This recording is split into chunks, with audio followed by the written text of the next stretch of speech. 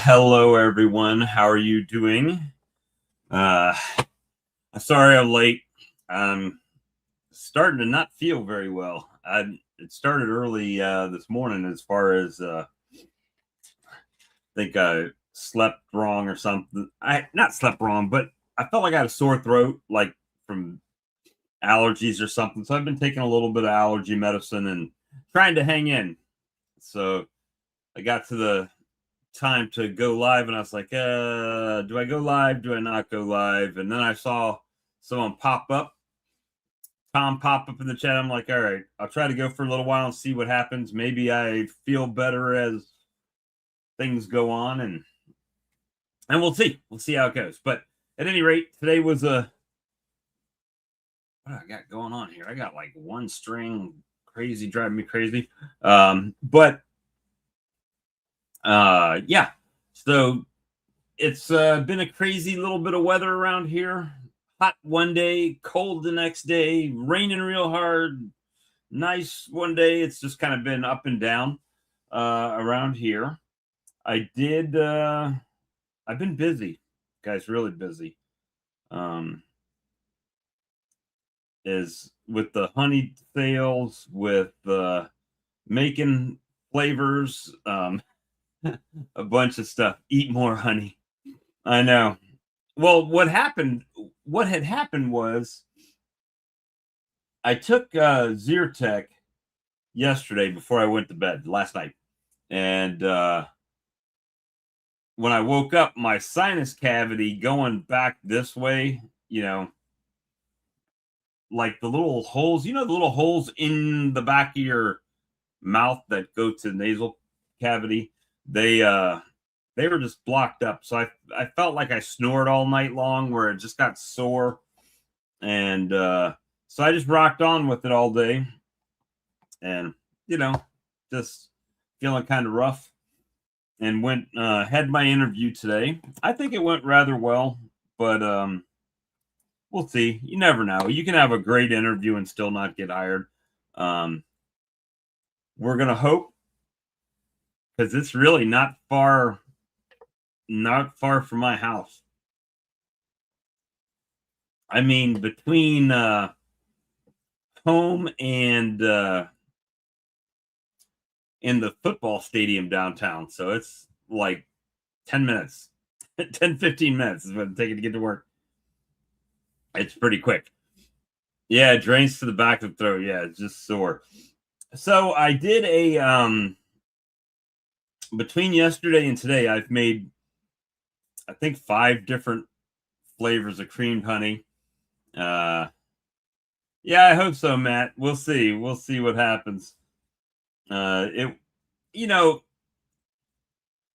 to say these people are like this, but as you get older, it seems to get harder to find a job, even if you're qualified for it. So we'll see. It'll be fun. I hope I do get it, because it'd be interesting to me.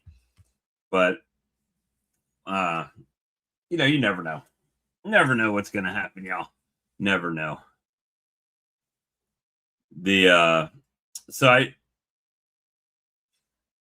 I've melted some wax too. I've been pretty much, my kitchen has become beekeeping central, mainly with flavoring honey has been the main thing the last couple days. I'm waiting on honey to come in because we got issues right now. I'm in the supply pinch. So we'll see. So today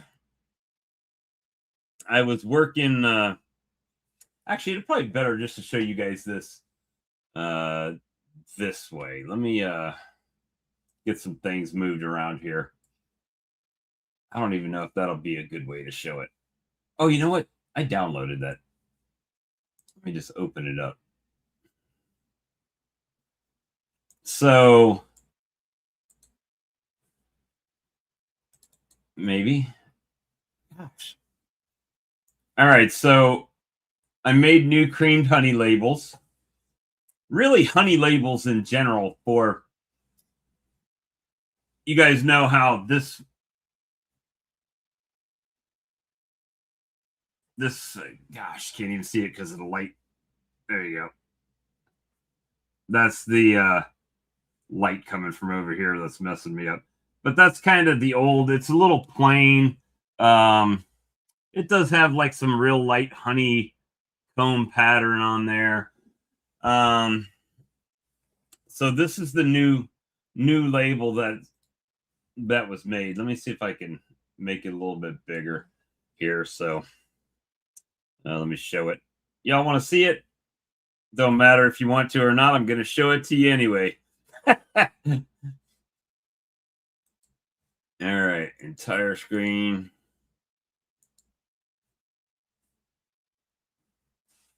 So that's the new label.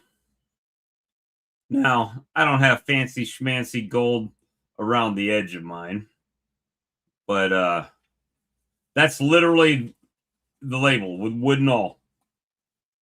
That's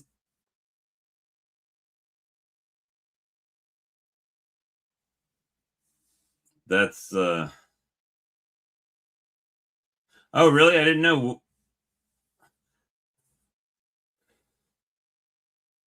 So yeah, this was a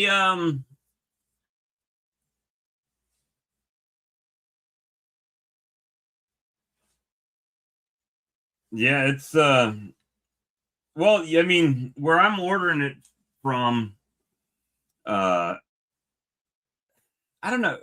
Where I'm ordering it from, they're good. The problem is when I order the honey, it gets here, it's reasonable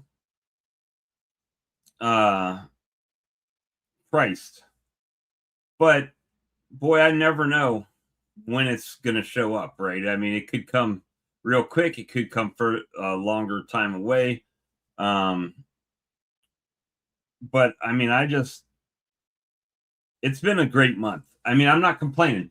Don't ever take me selling honey as a complaint, because it's not. I have concerns. Most of my concerns are based on the ability to not run out. And currently, right now, I have no honey to bottle. I have none. With that being said, I got a bucket last week. So it's not like I haven't planned. I planned. I just had an exceptionally good weekend. And it has caused me to fall into that bracket, right? Of being out. So right now I've got some in pint jars and some 1 pound jars, but I have no 3 pound bottles filled. I sold, I think, let me see. Let me do the math, guys, because my math is not as good as it once was, right? 20. No, that's not exactly right, but it's close. I've sold about 20 23 pounders this week. I'll say maybe 19 because some of that went into the creamer. So it's been very I cannot complain. It's been a very good week as far as honey sales. This month is now officially my best month ever in overall sales. And I say overall because the dashboard that I show you guys is often it is including internet and everything. So right now, as we sit for the month of March 2026, total sales $4,186.27.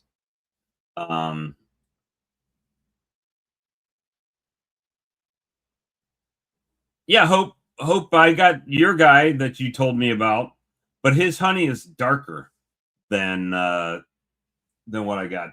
But I mean, that's what I'm saying is I've probably gone through. I know I've ordered 17 5-gallon pails since since December, January. I mean, it's just insane the amount of, and even today was it's a $90 honey day, and I didn't even put the table out. Well, hey, Bradley. Hey, Uncle Bob. How you doing? Good. What's up? I see you going through the numbers. Yeah, just going through a little bit of numbers. Not really encouraging. Pretty encouraging to hear. That a small, business beekeeper guy is doing well. It's encouraging to the rest of us to get out there and hustle.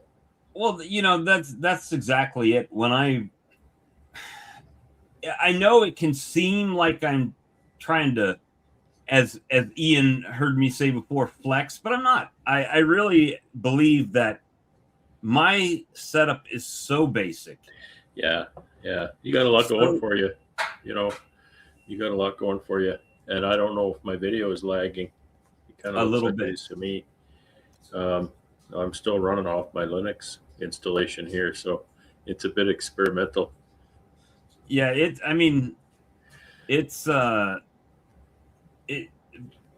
lagging a little bit, but it's not bad. I'll close a few tabs. And I guess the way to explain what I'm doing is I'm just trying to, at this point, perfect my situation as far as what I run, my table, perfecting it as best as I can and streamline it as best as I can for what I've got going on, right? I mean, it's not rocket science for me. I just put honey on the table, and now I flavor some honeys and do some things like that. I actually did dump out a bunch of honey. Those flavors that I made that just were not up to my standards, I guess is the best way to put it. What I expect out of my product, right? And I dumped it out. And today I put water with it and heated it up and melted it all down and took it out and put it in my open feeder. It's like I'm not going to sell that to my customers. And thank you, Steve, man. I appreciate you more than you know. I appreciate that. You come through all the time for me. And hey, Bob, I'm going to jump out and get back on the Windows box, but it may take a few minutes to reboot. Yep, so no worries. If you're seeing what I'm seeing, that's kind of you are a little bit your video's lagging. I look like Max Headroom. All right. Well, I'll see you in a minute then. BRB. Yep.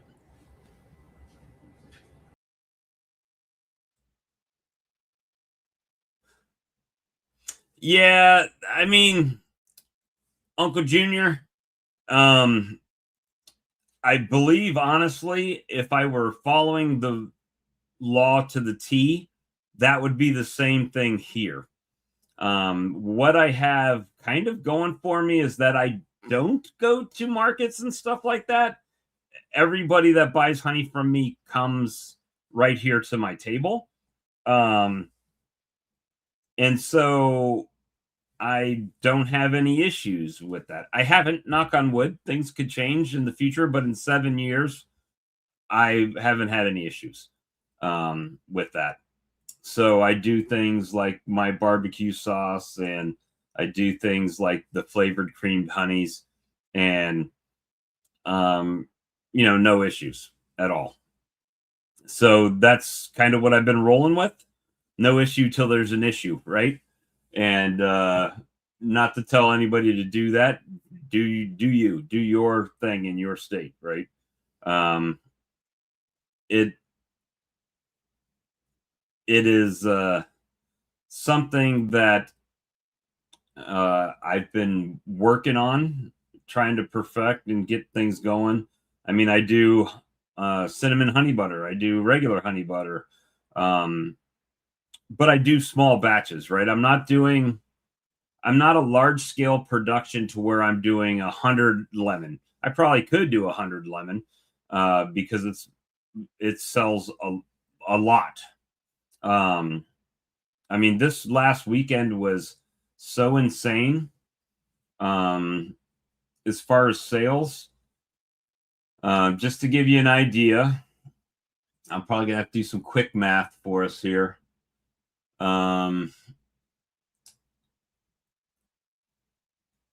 Today is the 17th, being Tuesday, 16th, 15th, 14th. Saturday, actually, I'll start with Friday. I did not sit at the table on Friday. I sold $180 in honey from my front yard. Saturday, I sold $729.93. How the reason that is a odd number and not rounded like most days is because I had a website sale and I had some couple of Amazon sales. And then Sunday, I did $440. Monday, I did $259. And so far today on Tuesday, I've done $90. So, yeah, Brad was here. He's coming back. He had to restart his computer. So it is definitely, you know, things as I want to today, like the label, I changed that up while I was sitting here talking to Brad earlier today. Actually designing it through AI. I haven't found a better tool. I am not a graphic designer. I'm not good at that type of thing, but I can tell AI what I want, and it'll give me an image. If the image is not what I want, I can keep tweaking the image until it is, and then bring it over into Avery. So it's a little bit different, is, you know, of ways that I'm using now that was different from the beginning. And it's been very, very good, you know, to do what I need to do. And so I have this huge 12 frame display hive. Theme hive, okay. TARDIS, all right, that's cool, from Doctor Who. And so, you know, that's just the model that I've taken. I have people, to give you an idea, and this is why when people tell me, well, I don't live on a road like you, and I live here, and I do that, I understand. However, I had a customer today. They bought $30 worth of product. They didn't even speak English. So apparently, these people saw the beehives, saw the signs, and stopped and bought $30 worth of product. And then I had a reoccurring customer that stopped and bought $60 worth of product. But people will find you. It still amazes me how many businesses that I'll see that they're not even registered for their Google account, to where you can find them on Google. A lot of times people will Google local honey or beekeepers near me or something like that, and they don't get their, you know, that's how they find me. And then they come up, oh, I live, and they don't even live near me. So they had to drive here specifically for that, which tells me it wasn't a drive-by customer that, you know, from this real local area that I'm at. So if you do that, if you can go on Amazon and claim your business and put in where your location and your contact info. You will sell some more honey. You need, let me see. Brad's going to be coming back in here in a second. I'll let him get his cat situated. There he is. Talk about an entitled cat. My bee-hating neighbors called the cops on me for selling honey. Really? Crazy. Really? You know, I have heard, I have seen stuff in the past that blows my mind as far as neighbors. I've seen articles in the past, not recently, but I've seen them where, like, one was some kids selling lemonade at a lemonade stand. One was a kid that started he started growing worms for selling to fishermen, and he had a very successful business. And he was like 13, selling worms for bait shops, and he was making a ton of money. And I think he actually got closed down because the IRS was on him about not having like a business license and all that stuff. But maybe they got that squared away. But it's just like people like to hate. Luckily, I kind of feel like I'm the honey underground over here. And I say that because the people that come to buy honey from me, they don't want me to close down, right? So it's like they're not going to say, oh, well, I got this over there, and I think he's might be breaking the law on something, It's just not like that. And maybe it's because I'm in the country. I could probably put anything I want out there and sell it. Just be careful. One of those customers might be a mole. Could be. I mean, I literally had a sheriff's deputy stop here, and I was like, uh-oh, here we go. The gig is up. And he actually just bought honey and went on his way, talked to me for a few minutes. I had a sheriff's car show up here one day. So I pretty much use the dice method for creaming honey, Dustin. So I have a bottling tank, and typically what I'll do is I'll put the honey in the bottling tank and warm it up to decrystallize it. And then I'll, once I start, I'll put that in my creamer, and then I'll add seed to it. You can't sell worms under the Cottage Food Act. I know, right? You could sell crickets. You could sell crickets under the Liberal Food Act. I could do chocolate-covered crickets. Chocolate-covered fire ants, a South Carolina delicacy.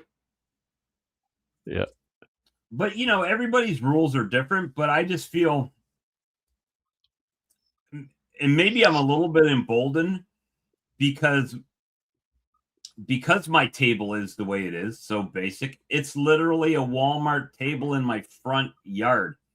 And I have people driving from all over the town, all over the city to come buy honey from me. So that's what I was getting to, Brad, is that I feel like it kind of kills I don't live on a street like that as far as having a table. Yeah. It certainly wouldn't work where I live. But well, half the year you're frozen if I had up a street like that. But you still do get honey sales at your place there. I do. Yeah. So it's one of those things to where you won't really know, and you gotta give it a fair shot. Right? You can't go out there one day and say, oh, I didn't sell anything today, so I'm not going to do that again, because it doesn't really work like that. It takes time. I remember somebody was, doing okay on the weekends and didn't think that he'd sell anything on a weekday. Yeah. Until he tried. Yeah. And now I've been kind of slack on going out during the week. Well, right now it would do me no good because I want to make sure what honey I have here I do have for the weekend until my shipment comes in. And we've talked about this a little bit. It's not that I couldn't sell honey. If I'd have been out there today, I would have sold more honey than what I did. It's just that, how do I put this? Dude, you're grossing at least as much as I'm grossing. Yeah, this month You I'm know, on track. If the month just keeps the pace it's at right now, it could be an $8,500 month. Could be. That's kind of where I'm going. dude. But weather plays into that. A lot of things play into that. But even if the month ended right today, it would be the best month I've ever done. Wow, that's awesome. So, That's really awesome. and a lot of that. Thanks, Doug. I appreciate that. I mean, a lot of that. I'll be honest with you, Brad. I'll give Brad the props for that because he's the one that kicked me in the ass to go out at the table on days that that I wouldn't normally be out there, right? So, thank you for that. It was like Sunday evening. Oh, I had a pretty good weekend. And the question was, so you going out tomorrow? No, I don't go out on weekdays. So you don't sell anything on weekdays? No, I don't know. I've never tried. Right. That's it. So well, That's why it. don't we try? And then it was like, holy crap! I sold $600 worth of honey on a Monday. Yeah. So I mean, yeah, that definitely. And so I'm not saying I'm not perfect at all. There's no way. I got the idea of, oh, that's not what I wanted to take off. I think you guys know to hit the like button by now, right? Although not many people do it. Let me see if I can take the banner down. There we go. Banner's down. But with so the and we've talked about this. So the problem is for me is yes, the numbers look good, but now I will tell you those numbers aren't exactly what they appear because that's gross dollars. Oh yeah, there's Right. definitely margins. So yeah, it's a great month, but I have to reorder honey and stuff with that money. Also, out of that $4,000, $1,000 that is owed to me still from Amazon from Swarm Lures. Right. So it's Yeah, and I don't like the way my POS goes when I hit my reports. It doesn't count receivables. It just counts money that I've taken in the reporting period. I'm glad that So I achieved my goal there with DC. We've never been under the impression that I'm perfect. Yeah, it's just receivables, right? So but eventually, like I was saying though, when I do my reports, it doesn't tell me receivables. It just tells me what I've taken in the reporting period. So it doesn't look at anything that I haven't been paid for.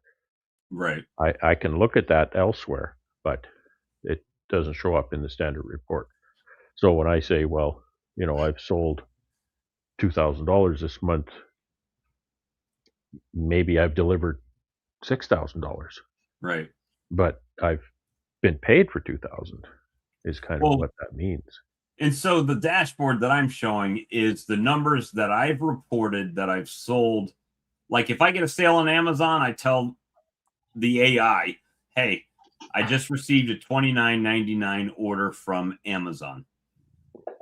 Now, technically, it's a receivable. Amazon's been paid for it. Bob has not, right? So, Right. So that's a receivable. yeah, so it becomes one of those things where it's gross sales where I'm waiting on money to come in or Yeah. whatever. Now, with that being said, I still have to buy honey. So when I buy the honey, I can only buy with money that I have available, right?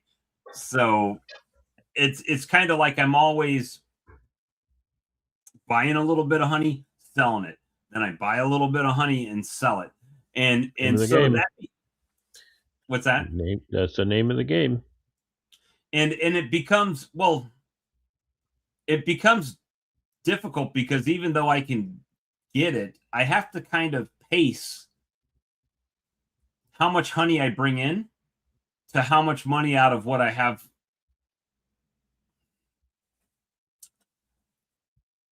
Like if my electric bill's due tomorrow and I have money to pay my electric bill, do I pay my electric bill or buy honey if it comes down to it? Well, Oh, you have to buy the honey. well, that's a tough call, right? You have to pay the bills, but the honey is you're gonna, Is what say yeah, triple that money, right? But it takes time, so it's a game against time. yeah, it is No, a it's all juggling small act. business stuff, right? It's all, you know. It I is a understand. juggling. I totally understand. And where it's currently where it's different for like you and I, um, and maybe some other people in the chat as well, but the uh is that this honey business is running the show. And like I think you said, got legs of its own, right? It's like, A life of its own. Yeah. yeah. So like right now, I haven't gone to the table because I'm waiting on honey, and I need barbecue sauce, but I need the honey to make the barbecue sauce. Mhm, So mhm. I'm kind of always It's kind of kind of held back. the way I describe it is, if your car runs out of gas and you gotta push it to a gas station, you get behind the car and you start pushing, and you push and you push and push, and that's the first amount of time running a business, and sometimes you can push that thing for years. But at one point, you're gonna crest that hill, and then you better get in front of that car and start holding it back because it's gonna run over you, right? That's kinda what happens is that, your business will run as fast as you can push that business, but Right. then at some point, your business will run over you if you're not able to stay ahead of it. Well, And that's, both are problems, but obviously, the latter is the problem you want, but it's still it's still a lot of work and you got to keep up to it. I mean, even not having like I specifically, and I think I started this last week where people were, and you may have been one of the people that asked me this. Well, are you going out? No. Well, why aren't you going out? Because I don't have honey in my tank that I can fill up, right? And I'm kind of holding myself back at this point, waiting on honey, which it feels like it's a bottleneck. It is a bottleneck, but because I know I have people that just randomly show up here to buy honey, and I have a store that at any time could send me an email saying I need 20 bottles of honey, and then I have to be able to manage that as well. So it is getting a little tough for me at this point, but I think I'll overcome it. Um, I mean, I Oh mixed yeah. five flavors yesterday, Yeah. and with not going out yesterday and today, I've still sold. Let's see, 13 pounds of honey, $130 between yesterday and today in just honey. Jeez. And I was talking to Brad all day. I I get a good price for my honey and I don't get anywhere near that. So and I don't get as much as a lot of the people in the chat. Could I go up? Probably could. I mean, and it may have to happen eventually. But at this point, uh, it is what it is. It's just trying to stay ahead of it. And I mean, the amount, and I was doing the math when we were sitting here, Brad, and I was sitting here adding up the buckets of honey that I bought. I've bought enough. I bought $375, I think is what it was worth of honey. And with that being said, I have none in my tank. So it's like, That's good. yeah, that means I've sold $9,000 You're worth of. you're not buying it to stockpile it. You're not buying it to hoard it. Moving No, through. I just like to have a little bit of overflow, right? Look who we got here. Hey, Doug. Hey, I think Doug. that's Doug. It was Doug's hair. Okay, there's the rest of them. I thought he was doing the whole thing. The howdy ho neighbor. Yeah. Hey, Doug. Hey, Doug. Just How back you from doing? hunting dinosaurs. Oh, I yeah. see. See, you Yeah. got one up on the wall there. That's awesome. You doing all right? You doing okay? I'm not hearing you. Doug, you can't hear me? I think I am now. See if he hears you, Brad. That's a major delay. I think you You're have, coming Doug. in. Okay. But yeah, it's been a good thing. I wish I had never-ending supply like Doug and Brad have up there, and I'm Oh, I don't have a never-ending supply, my friend, at all. I don't think Doug running got out. that either. Yeah. You're running out now, Doug? Yeah, we got a big bottling tank full and maybe a barrel in the big holding tank, but I'm going to Wow. have to get into it right away. Well, I been busy at it, Doug. That's for sure. I've been building pallets. I'll get all my bottom parts of my pallets built yesterday, and today I started on the tops.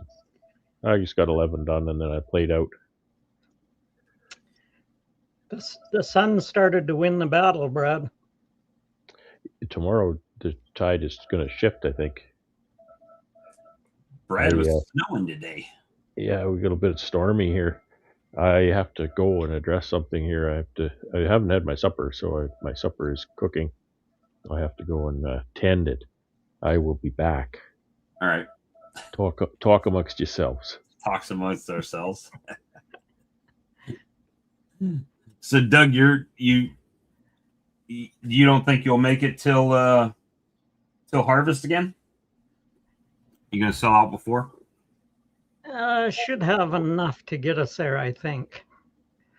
We've sold out of 7 kilograms. We sold out of cinnamon honey. We've got 1 kilogram left and a few 3 kilogram. So once you're out of like cinnamon honey, that's it. You don't make any more? Well, we'll probably make some more here. The weather's starting to smarten up here, so we'll probably go back down and start melting that tank out. I just can't order enough to, I mean, it was just 2-3 weeks ago. I bought 4 buckets, 2 from my supplier and 2 from another supplier, and they're gone. I've got 1 more in the meanwhile because I was like, I've got enough bottled. I should be able to make it. Let me just do some 3-pounders with this. And now that's all gone. And so now I'm waiting on 2 more buckets to come in. It's just like I wish I had a 55-gallon drum or something I could just go out there and pull off of. I just can't afford it. So it's well, we bottled about 6,000 pounds, and that's just about gone. I expect you can sell more than what we can because you got a far bigger population. Yeah, I could. I got a friend of mine I talked to. He says, well, what kind of marketing have you done? None. Facebook. That's it. I put a post up saying, hey, I'm out today. And it just goes. It's almost scary. I'm wondering, and I don't know, right? I've only ever been able to sell as much as I've produced. And usually in the past, I would go out and I wasn't consistent. It's a nice day. I'll go sit at the table today, that type of thing. But I had a job at that time. So it wasn't like something I was really relying on. It was just extra money. And now that it's like the income, I need to go out as often as I can. So I have no gauge as to how much I can sell. I only know what I have sold, and that the limiting factor is how much I produced. I would just sell till I didn't have anymore. And But you're establishing quite a customer base. oh yeah, it's getting kind of crazy. I mean, I don't know how much of the stream you're listening to, but it's the 17th of the month. I've sold over $4,000 in honey. So Yeah. Well, I say honey. It's all lumped together as sales, but some of that is swarm lure and some other things I sold on the website. But majority of it is honey. Yeah. So it's with honey, once you get that customer base established, it just keeps increasing every month and every year. well, yeah, I'm noticing that. I am noticing that it's but see, then it becomes even more important to have that honey, because if I ever say I don't have any, the first thing they're going to do is pop up their phone and find the next guy, and then that'll be their honey guy until that guy don't have honey, right?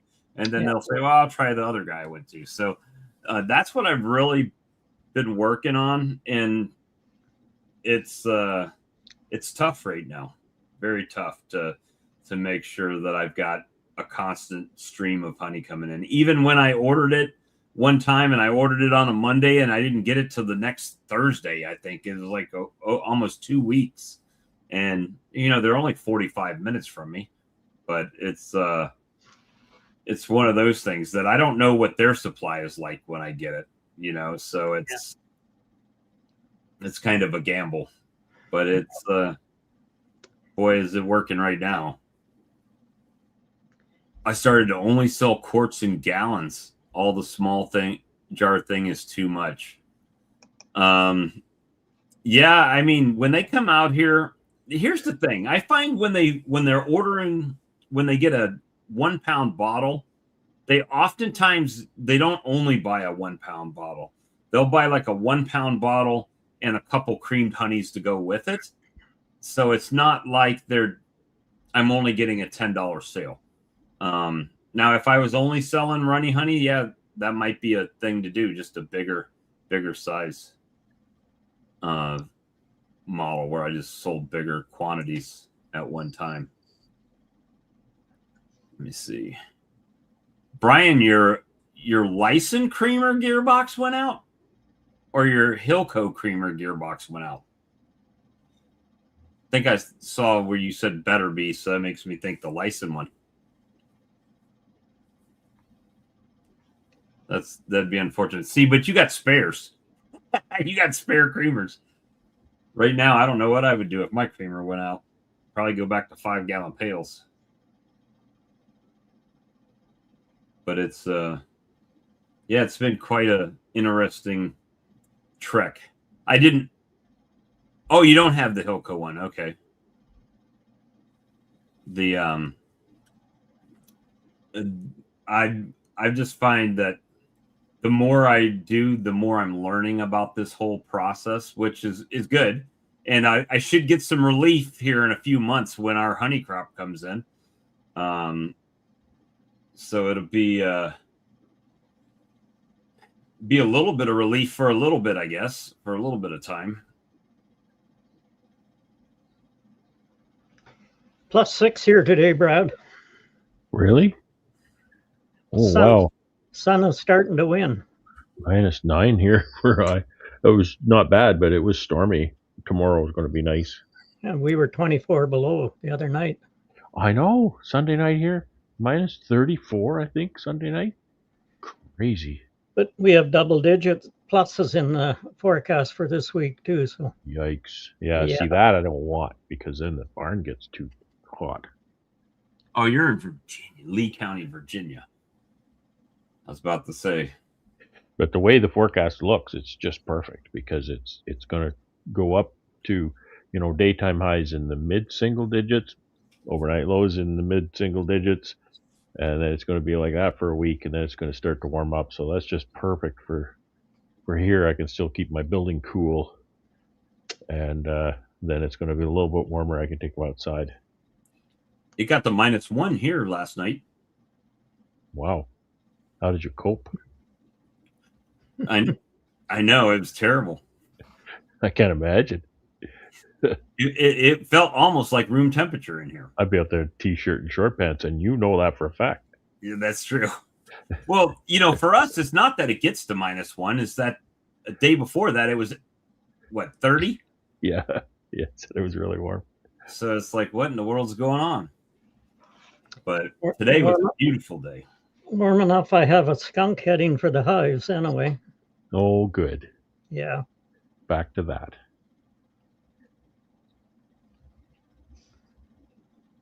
I'm trying to read the. Get a little bit of warmer weather. My outdoor colonies will probably get a little bit of light.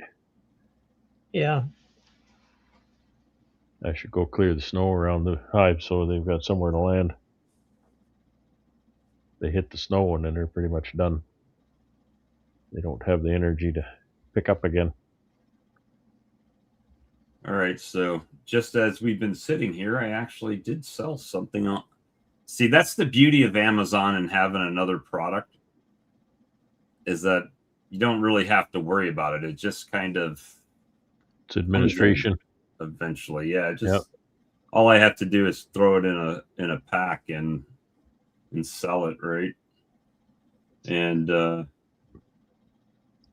it just adds to the total that they owe me. Whenever. How's the location downtown that took your honey? Well, I messaged her last Monday and asked her how it was going. She said she sold out of creamed honey, the cinnamon creamed honey. She sold out of that. And when I was in there the time before delivering, she had sold 4 of the 12 1-pound bottles. I don't know what she's at right now. I told her if she wants an order, just email me, because that's how she's been communicating, and I would bring it over. And she didn't get back with me. So as soon as my honey comes in, Doug, I will send her another email to check and make sure. It's just that, I haven't pressed it. This is hilarious to me. So I got a sale on Amazon, and it's shipping to somebody right here in my town.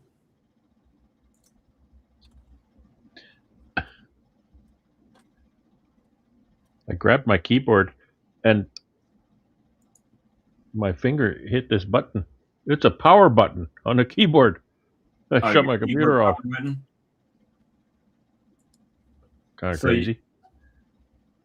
So yeah, this is kind of, I'm not using it, how it just works right here. I've got a 24-hour business, really, just not for honey. And I print all my own labels. Who was it? Joe? I print all my own labels right now. It is kind of a pain in the butt sometimes for me.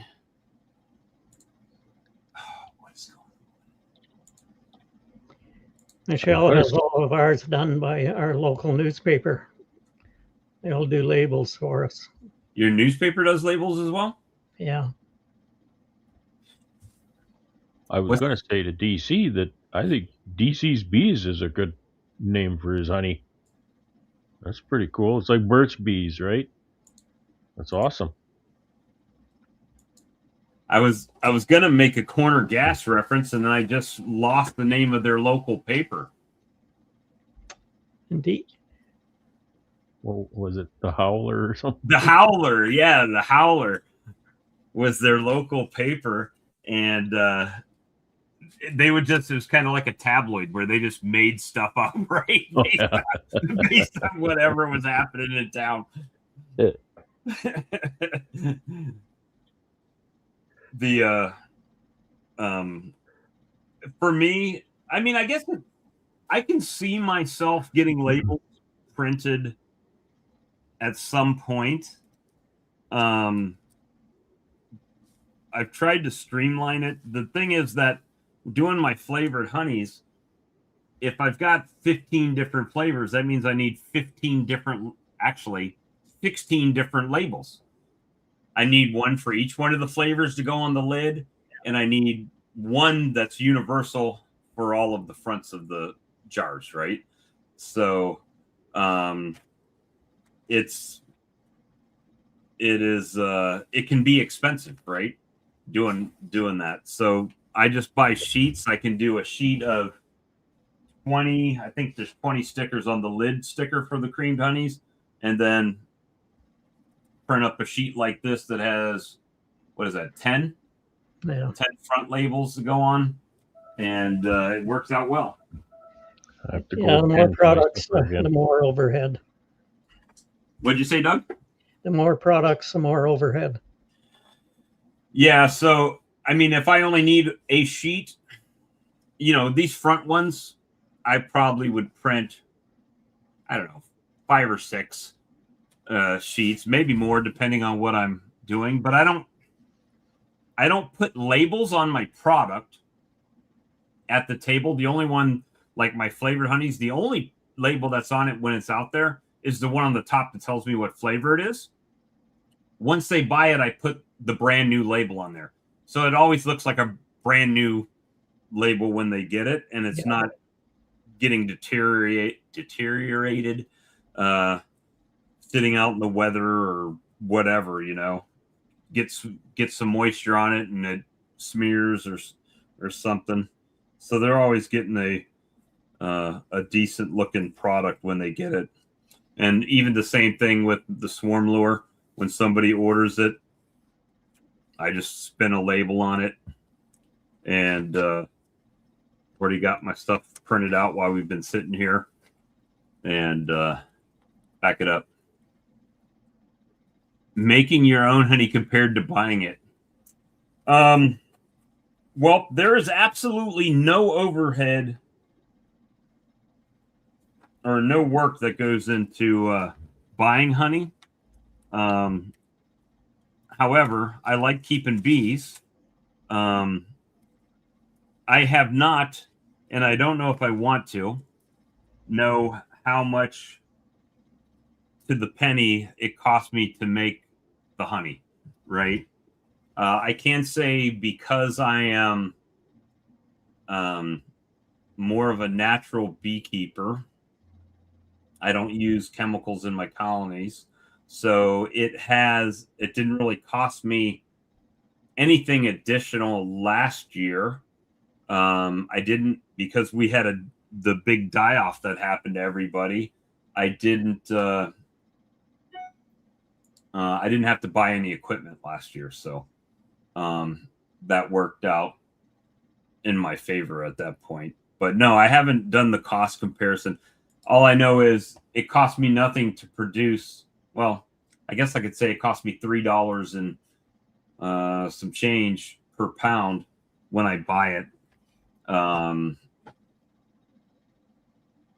as compared to whatever it cost me. Now, if I did it, I mean, if you start looking at from the time you start keeping bees and you take into consideration all of the equipment you've had to buy, like extractors and uncappers and bottling tanks and creamers and stuff like that, probably losing my ass on the honey I make.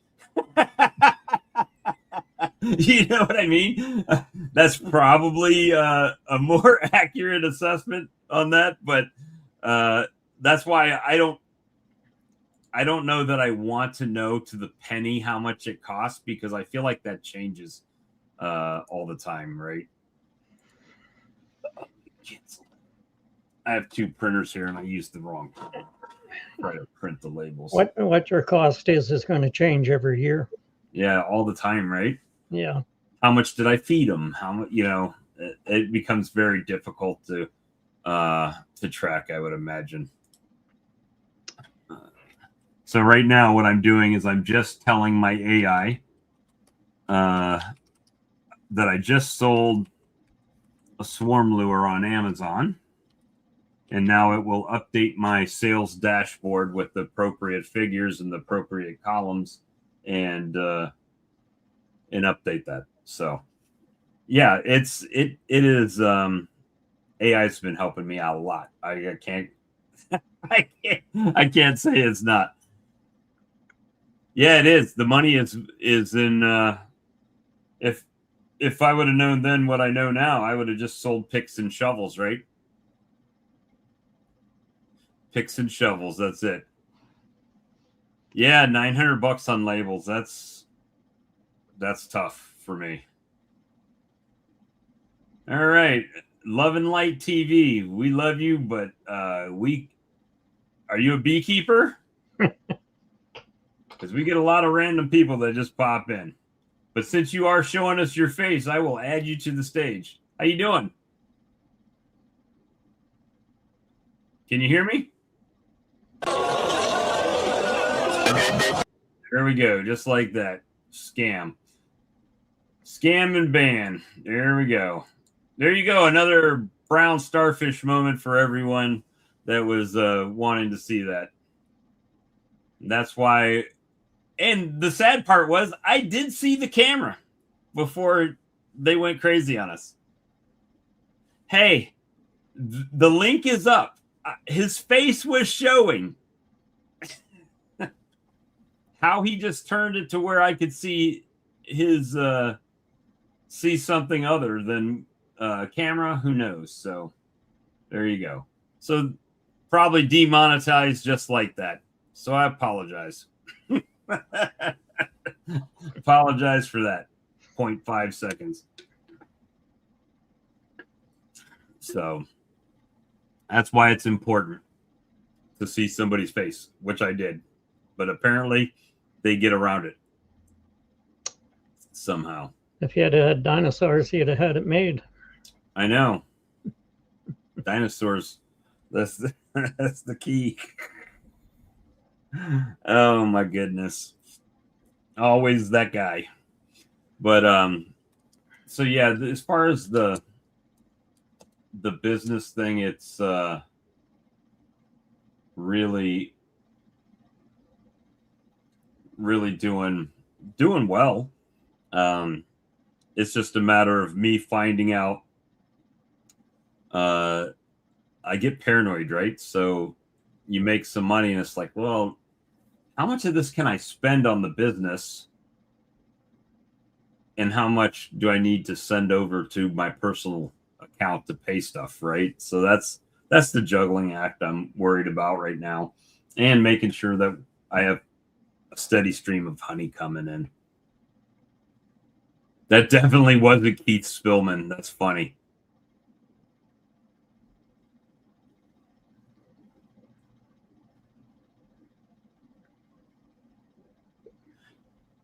Yeah, well, I'll tell you how they do it, Uncle Junior, because that's where I get mine from.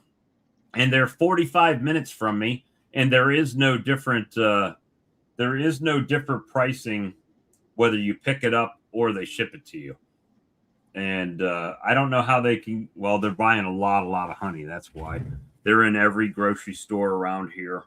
And oddly enough, the way they do their honey distribution is they send it to a produce. I don't know if it's I guess I'll call them a produce supplier, because it goes to one place, and then that one place distributes it to all the grocery stores, right, through the produce department. So it's really kind of interesting. But so they make a ton of money, and they've actually shifted some models, which they shifted their pollen. Where you used to order it, it would come in a half pint little jar, already lidded up and everything, and they've stopped that. Well, I needed pollen, so I ordered the same dollar amount, like $5 more. It went from $75 to $80, and I got 5 pounds of pollen. And I was able to, for the $5 more, I filled up 12, which would have came in a case, and still had. I still have enough to probably do another maybe 8 or 9 of them. So it's pretty it ended up being a good deal for me. I just have to buy another jar. That's it. But looks like we got a bunch of people now. 78. They all showed up right in time to see a bunch of little booties on the screen.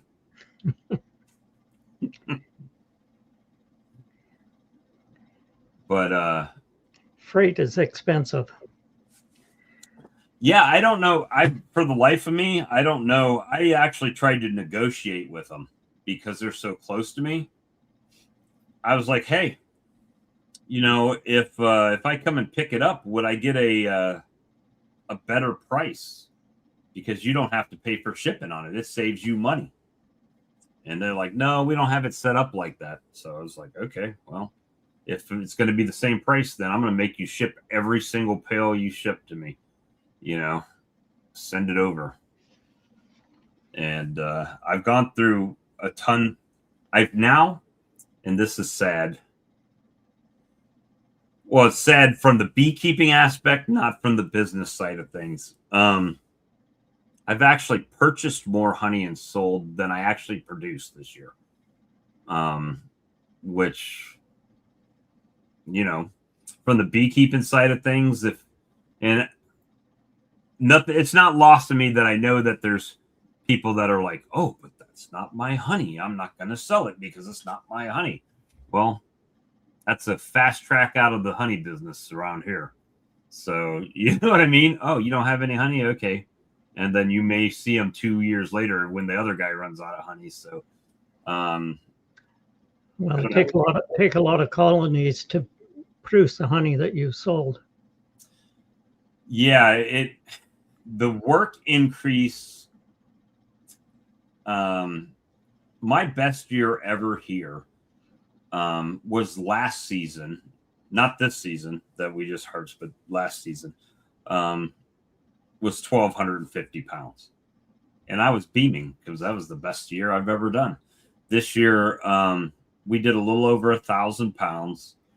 And so it's 20% less in production, Doug, but I did it with 50% of the colonies. So the production per hive was actually up this year. And so now I'm trying to rebuild colonies. I specifically last year, even though I lost a lot, I did not split them hard. I just split them enough to try to avoid swarming in an effort to have a good honey crop. And that's when I was having a hard time sourcing honey. Now I don't have that as hard a time sourcing honey, so I can focus on making a little bit more aggressive splitting this year to try to grow the colonies. But like then, when you compare to ours, like we're spoiled. We'll have 4 hives on a pellet, and we'll take 1,200 pounds of honey off of those. Off of one pallet, right? Yeah. Yeah. Well, and I mean, just shows you that the average up there is about 200 pounds a colony. We're probably closer to 300. 300 pounds for a colony. And then down here, I'm lucky if I get, average in the States is like 50 pounds. Yeah. And, that'll vary based on region. But for me, it's been around, 35 sometimes up to 60 last, the real good year. So, and with that being said, I was always constantly rebuilding comb and trying to make sure I had enough comb. And then I had the loss, which gave me a lot of extra comb for them to fill up. And so they didn't have to work as hard. So I did produce more per colony with less colonies. So they were definitely more productive because they didn't have to fill as much comb up. So it's a balancing act right now for me. And I think more than that, it's a little scary when the lights depend on how much honey you sold this weekend, So it is. Well, you have to do a lot more work to get the equivalent honey that we do, eh? Yeah, that's. There's not a lot of maintenance to go out and look after one pallet and produce that, where you're looking after a yard to produce that. Yeah, yeah. So it is challenging. I wish I wish the laws were such, you know, hey, maybe if Manitoba separates, there'll be a way to transship honey to Manitoba and then Manitoba down to the States without getting crushed on duties and legalities. It would allow you guys to sell your honey at a higher price as well, I would imagine. We have guys that sell to Subi, but I don't know. I don't think there's any duty or anything on it. It has to pass inspection going across the line, but other than that, I don't know whether there's any complications to it. But I wonder if selling it to a co-op, I mean, whether you sell it to a Canadian co-op or a U.S. co-op, it seems like you'd still be getting a relatively low price per pound. Yeah. Oh, yeah. And, you know, if you look on Amazon in the States and you pull up, if you pull up, gosh, what's the co-op there? Beemade. Beemade. So if you put Beemade honey in Amazon here in the States, let me show you the price that Beemade honey is going for on Amazon in the United States. It'll give you a new appreciation here, Doug. Yeah, I know what it. 1 kg, $35.16, $1 an ounce. Yeah, they pay us initial payment is $1.23 this year. Then there's probably 2 final payments on it, but we would be lucky to see $2.50 a pound. 2 kgs, $50. 500 grams for $29.99. Let's see. I wonder if they sell any. Well, I can see what they've done. They've got at least 28 reviews on that. Let me see if I can see. Sometimes my tools will let me know how many they've sold.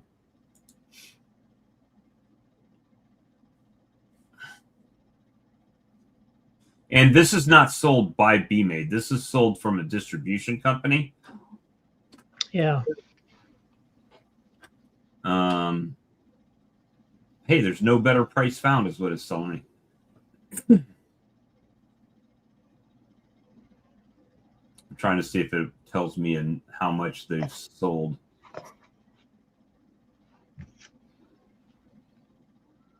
The cheapest price they've had is like $33.98. But it's not really telling me how much they sold by a month.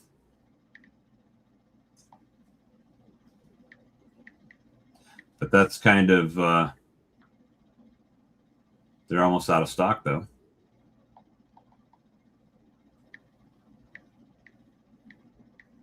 I was trying to see if they had Ian's picture on the container here.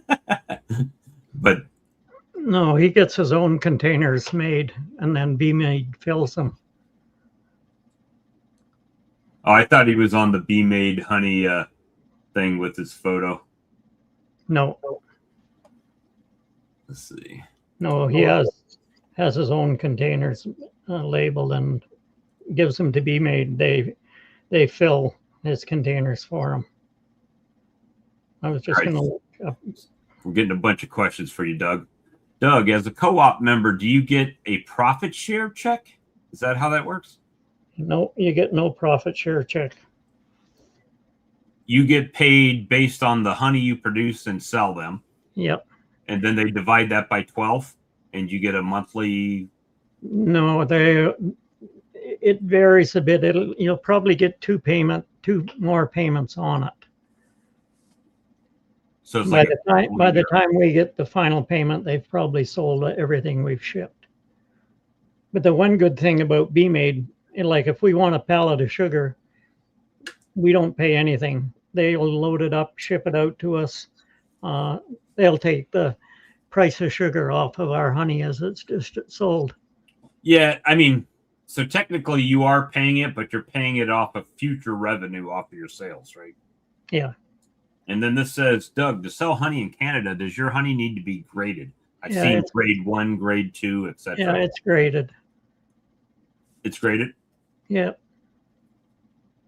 And then when it's graded, is that what determines the price that you get from the co-op, the grade score, or does that matter? Yeah, it will determine a bit, but like with canola, the honey's always light, so you're pretty well grade 1 with everything.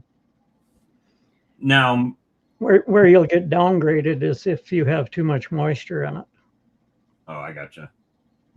So it would behoove you to put it in a room with a dehydrator to draw down the moisture? Yeah, we have a big dehydrator in our hot room, but you get a little bit of a bonus if it gets too dry. You get a little plus on it then, but you try to be around that 17%. Surprised I haven't seen Ian in the chat. Usually he pops over on Tuesday nights and hangs out with us. And yeah, so the co-op is really, I like the co-op because it does the idea, right? To me, it's almost like the company store type of deal, but it is nice that that you can just phone them up and say, hey, we need a pallet of jars even, right? I mean, anything, any beekeeping supplies you can tell them you need, and then you get it. And it just gets debited from what they owe you.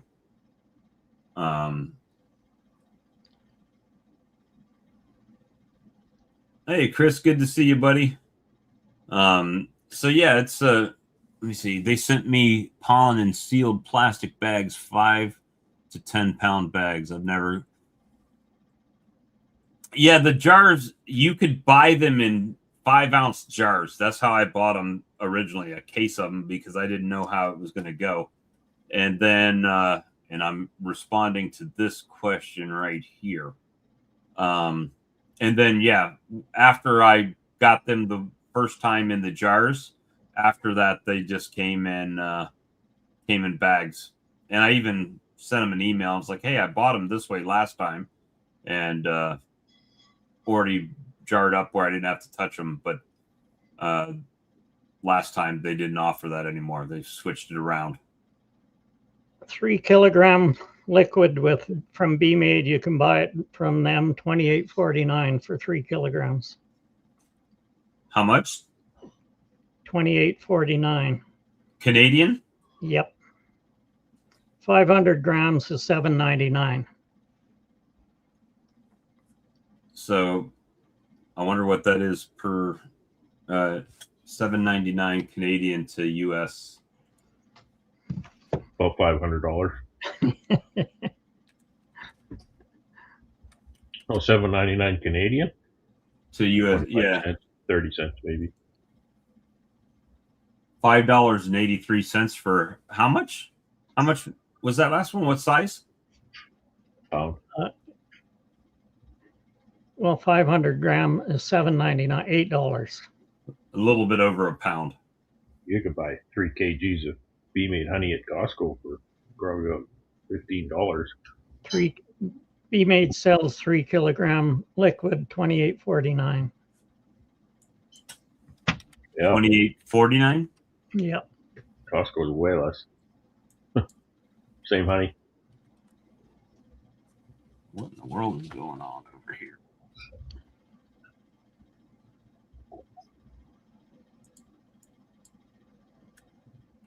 It's not letting me change. But I mean, $28, that's what, like $15? 28 Canadian? Oh, it's closer to 20 Yeah. US. $20. It's pretty good. Pretty good price. We were just talking about the co-op. Bugman caught a swarm with your lure. Oh, I see he caught us. He caught us. What do I see? Oh, nice. Appreciate that, buddy. I know I had sent one out to you. I've been kind of in a daze over here with work and life and everything.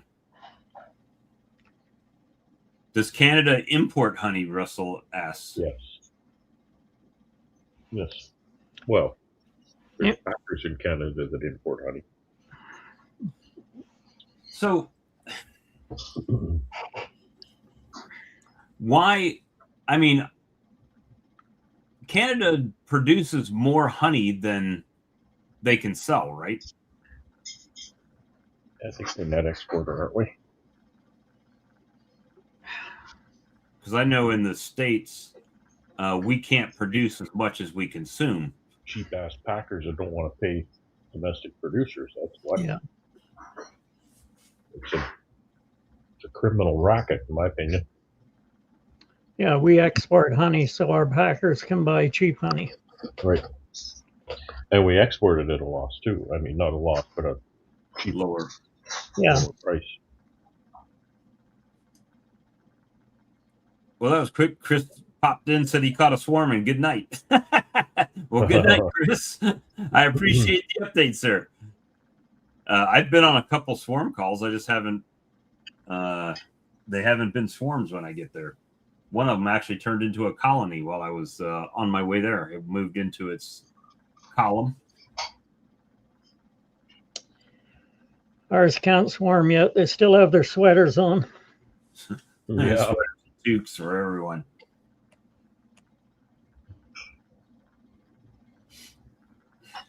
Well, all right. So what I thought was allergies may not be allergies. My wife sent me a message, says she's been not feeling well today. So, oh joy. Hopefully that stays away.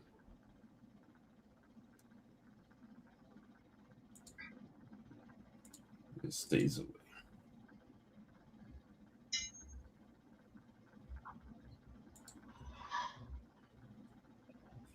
Was dinner good? Oh, yeah. Some I've fish been- and chips. Oh, you were just saying good night to David. Okay, I thought you jumped in and jumped out all of a sudden. But all right. So Brad's making pallets. Yes, sir. Bob's making honey. I loaded my sled. Doug loaded his sled for all the girls and boys to receive nice toys around this time of year. Sounded like Santa Claus heading out. Got the sled loaded up. He's loading it up with his dinosaur slaying utensils. The It's gonna go put away for 6 months. now when the season starts to end, you get it all cleaned up and then put it back in the building and all that. Yep. Well, I just said a Charlieism and all that. And all that. Haven't seen old Charlie since he became official with the Hive Alive, I guess. Probably in high level Hive Alive meetings. High level Hive Alive meetings. Got the logo up on his screens. It's funny. It's Russell funny. wants to know if I'm making honey, creamed honey. We're gonna have to start up again here in a couple of weeks. The yeah, we had a you didn't hear us. We were having a nice discussion about the amount of honey we produce per colonies and stuff like that. And I was we talked about it, Brad, where I've officially bought and sold as much honey as I produced. So it's That's glass half full. Well, that's a good thing, man. Well, yeah, it is. I mean, I think it is. The thing is that being able to produce the amount of honey would essentially require me to double the amount of work that I have to do to get the honey, right? So it's which is fine because I'm a small time beekeeper. But at what point does that become no longer beneficial to continue to double and double and double your colonies to it's like we were saying, well, if you hire somebody to help you, now you have to do, 3 times the amount of colonies, because there's no reason to double if you've got to hire someone to help you, because you're not going to notice any increase in business, right? Because now you're paying somebody. So That's right. That's a wall that my business runs into, right? I mean, I'm not built for this. I'm getting old, and just doing it all myself is. Yeah, 25 years, you'll catch up to me, Brad. Yeah, I knew you were going to say something like that. But he has a son helping him. I think, yeah, well, even that, just having one other person, it makes a big difference, because it's not just the physical workload. It's, gee, I got 4 stores to, I have to visit today, but I also have to pull honey. It's like, if you could just send somebody on the errands sometimes, it'd be nice. It's just a matter of time. You don't have enough hours in a day to do it all. Plus, Yeah. I think you can add a certain percentage of years to a person with body weight. I'm probably older than you are. Oh, you missed our visitor we had in that showed nudes on the screen, right? Honestly, I didn't even see what it was that he put up there, and I don't care. Good, because I got him down real quick, so it didn't. And they were real tiny pictures, so you couldn't tell. I just know it was something that we didn't want to look at, right? So I took it off. But the scammers are getting scammier, because he actually did show his face on the screen, which was like my prerequisite to know if somebody was doing okay. And You think it was his face anyway? It's somebody's face. yeah, somebody. If I don't get a scam email once a day, something's wrong. Yeah, that's. Well, we got MJ trying to come in, but I don't see him. I see the OBS symbol on the screen, so maybe he's getting ready. Here. Let's see. And I am going to grab a drink in a second as soon as he comes in. Looks like he's popped back out again.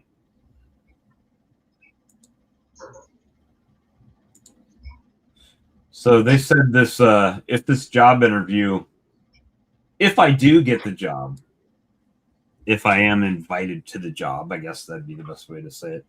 It's a 45-day process once you get the word that says, okay, we're going to hire you. It's 45 days from that minimum, because they do polygraph tests and background checks and, who knows, DNA tests. Here, buddy. Sorry. We don't need any Cro-Magnon men around here. So, but it was, the interview went really well today. I feel it went well, but you can have a great interview and doesn't mean you're going to get hired. I'm hopeful. We'll see what happens. But there he is. You guys were saying there was another MJ in here? Was it the Indian? Mr. MJ. Had MJ, and it just had the little OBS. Yeah, so I realized just now that somehow my camera got unplugged from the USB. Probably one of the cats messing with it. So it's a job, Steve, with the City of Columbia Police Department as a police chemist. So essentially the job requires testing narcotics, right? So you go to the evidence gives you the sample. Not in the way that you kind of think. Come back. Woo! Narcotics. That's good. This is good shit, man. So Steve's a retared NYPD officer. So we'll see. Like everybody, all the potheads are applying for the job. Yeah. I'm going to get a drink. Now he knows why they hire so many. I'm very discerning. I can tell one from the other. I saw one of those stupid memes on Facebook, and it's like the drug bust from like a PD, and they're like, "Look at all the drugs we took off the street," and they're showing all the baggies and everything. And someone comments on it, "Still available?" Is it still available? Yeah, no doubt. Yeah. It'd be nice. How we all doing tonight? We're That's good. not that much longer than your cable TV job. That was a long process too. It was a very long process. Yeah. The Good process one, to get hired for the cable was longer than I worked for the company I worked for after the process of quitting. You're just using the system. That's it. What's going on in your world, MJ? MJ Farm Man. Not too much. Just hanging out. Doing the same old, same old. Decent weather down there. So today it was like 36 degrees with the real feel of like 11, I think. It was cold. 36. Yeah, that's cool. Not sunny, eh? Yeah. And then I don't know, the weather this week is like some days are 50s, some days are 30s, some days are 40s. It's an odd one. Spring. March here is very unpredictable. Yeah. It was like I think Sunday night, I think I was saying it was minus 34. Tonight. Wow. And, today minus 9. And Doug, I mean, he's not real close to me, but Doug is about the same latitude west of me. Okay. Doug was single digits in the plus. Oh. Very warm. It's going to warm up here tomorrow too. Not that much, but. Tomorrow plus 10, Thursday plus 11, Friday plus 13. Wow. We'll have water. You It's got funny. some geological things going on there that give you some warm weather, I think. The high temperature it says today was 56, but it was at like midnight this morning or last night, whatever you want to call it. So you got a And then it system just coming through. it just dropped right down. Yeah, high pressure system coming through. Yeah.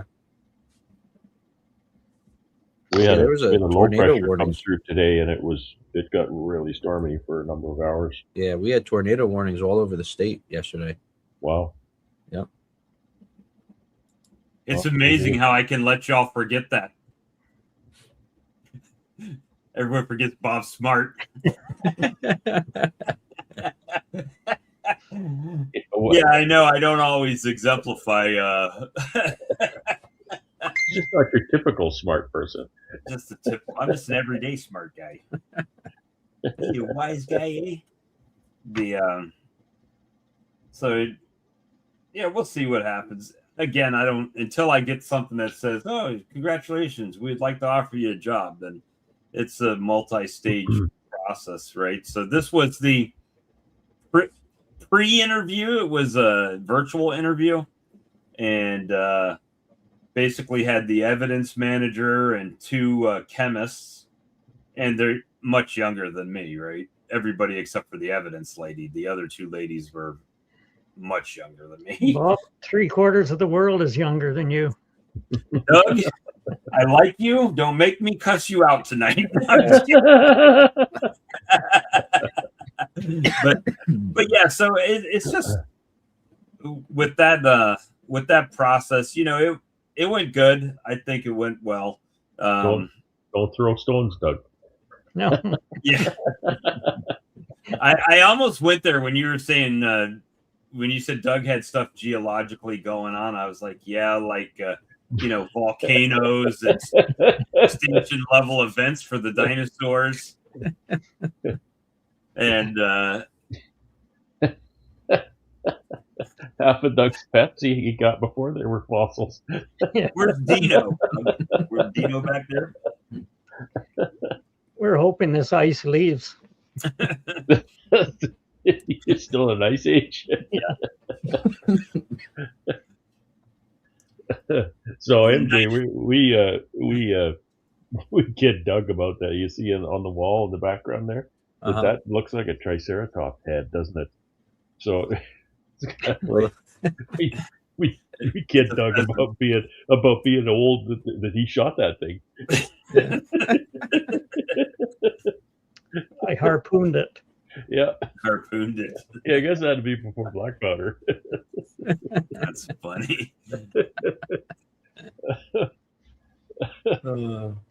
I I'm afraid Russell's right. just Yeah, heard probably. the wife is home. The Well, that's kind of good. You're beating the odds, right? That's good. let me see.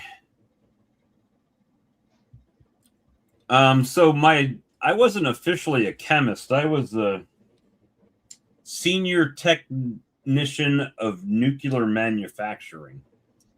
So it was the official job title, some long thing. Essentially, I quality control tested radiopharmaceuticals and operated a nuclear cyclotron to turn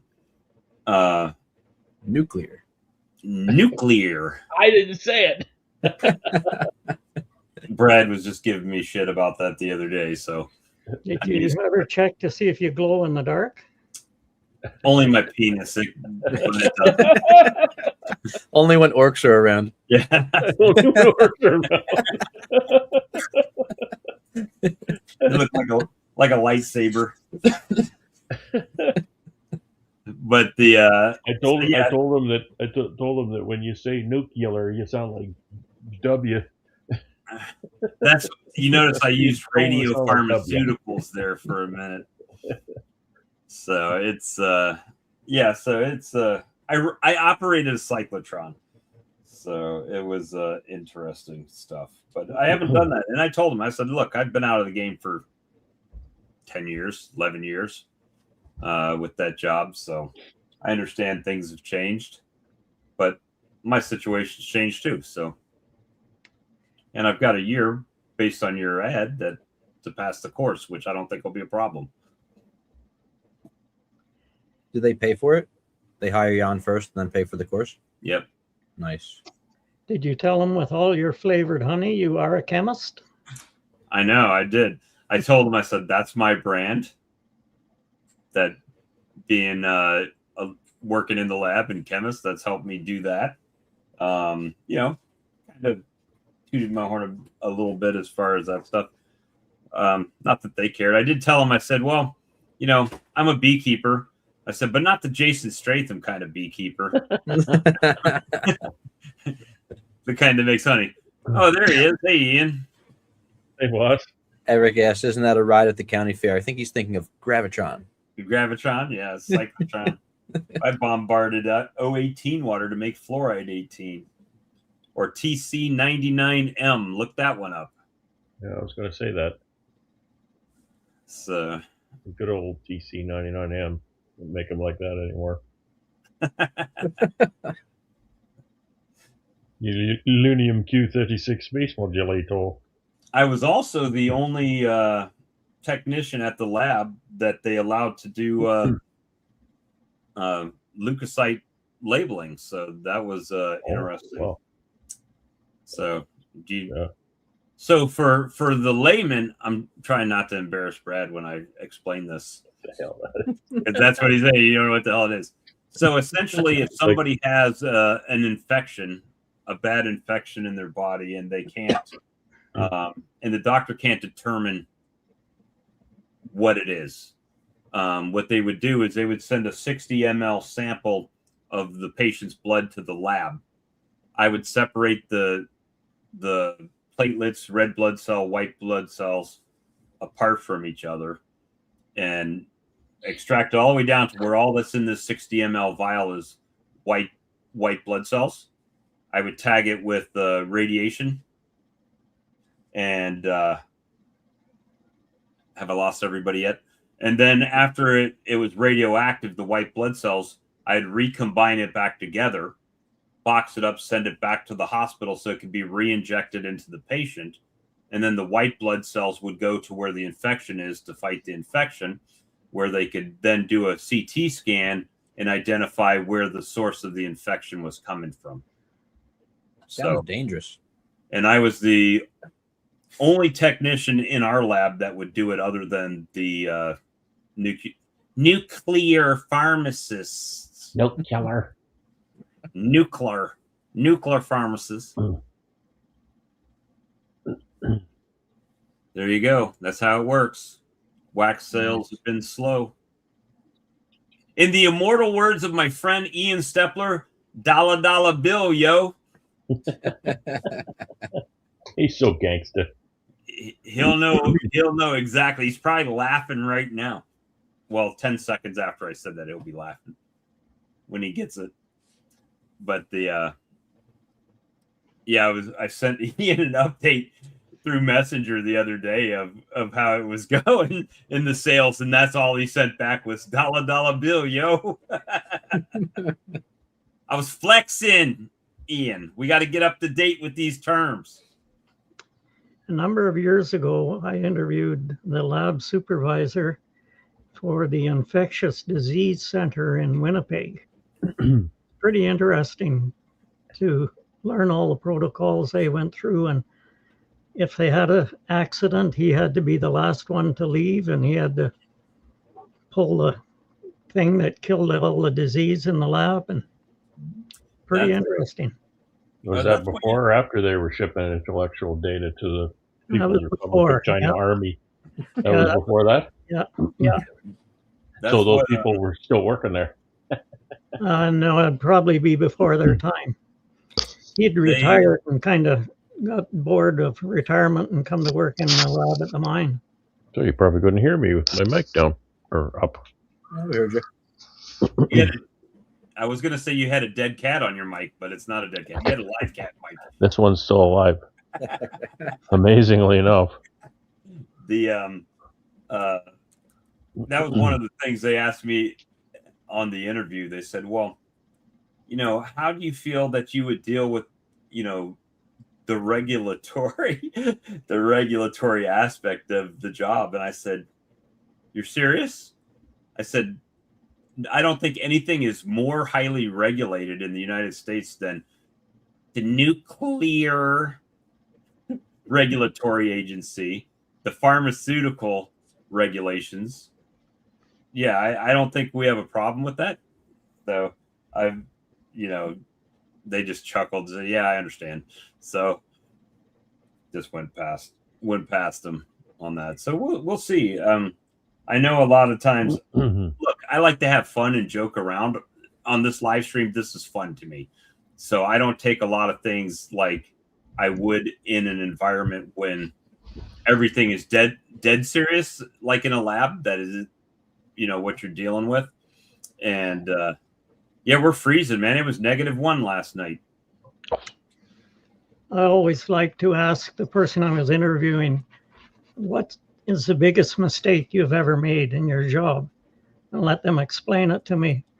And I would ask the same question, but I'd say ex-girlfriends don't count. Right. But then I'd always ask, okay, what did you do to correct it? Yeah, I had that question as well today. Did you do? In the lab, it's pretty simple. It's kind of like anything. I think a lot of times jobs get, an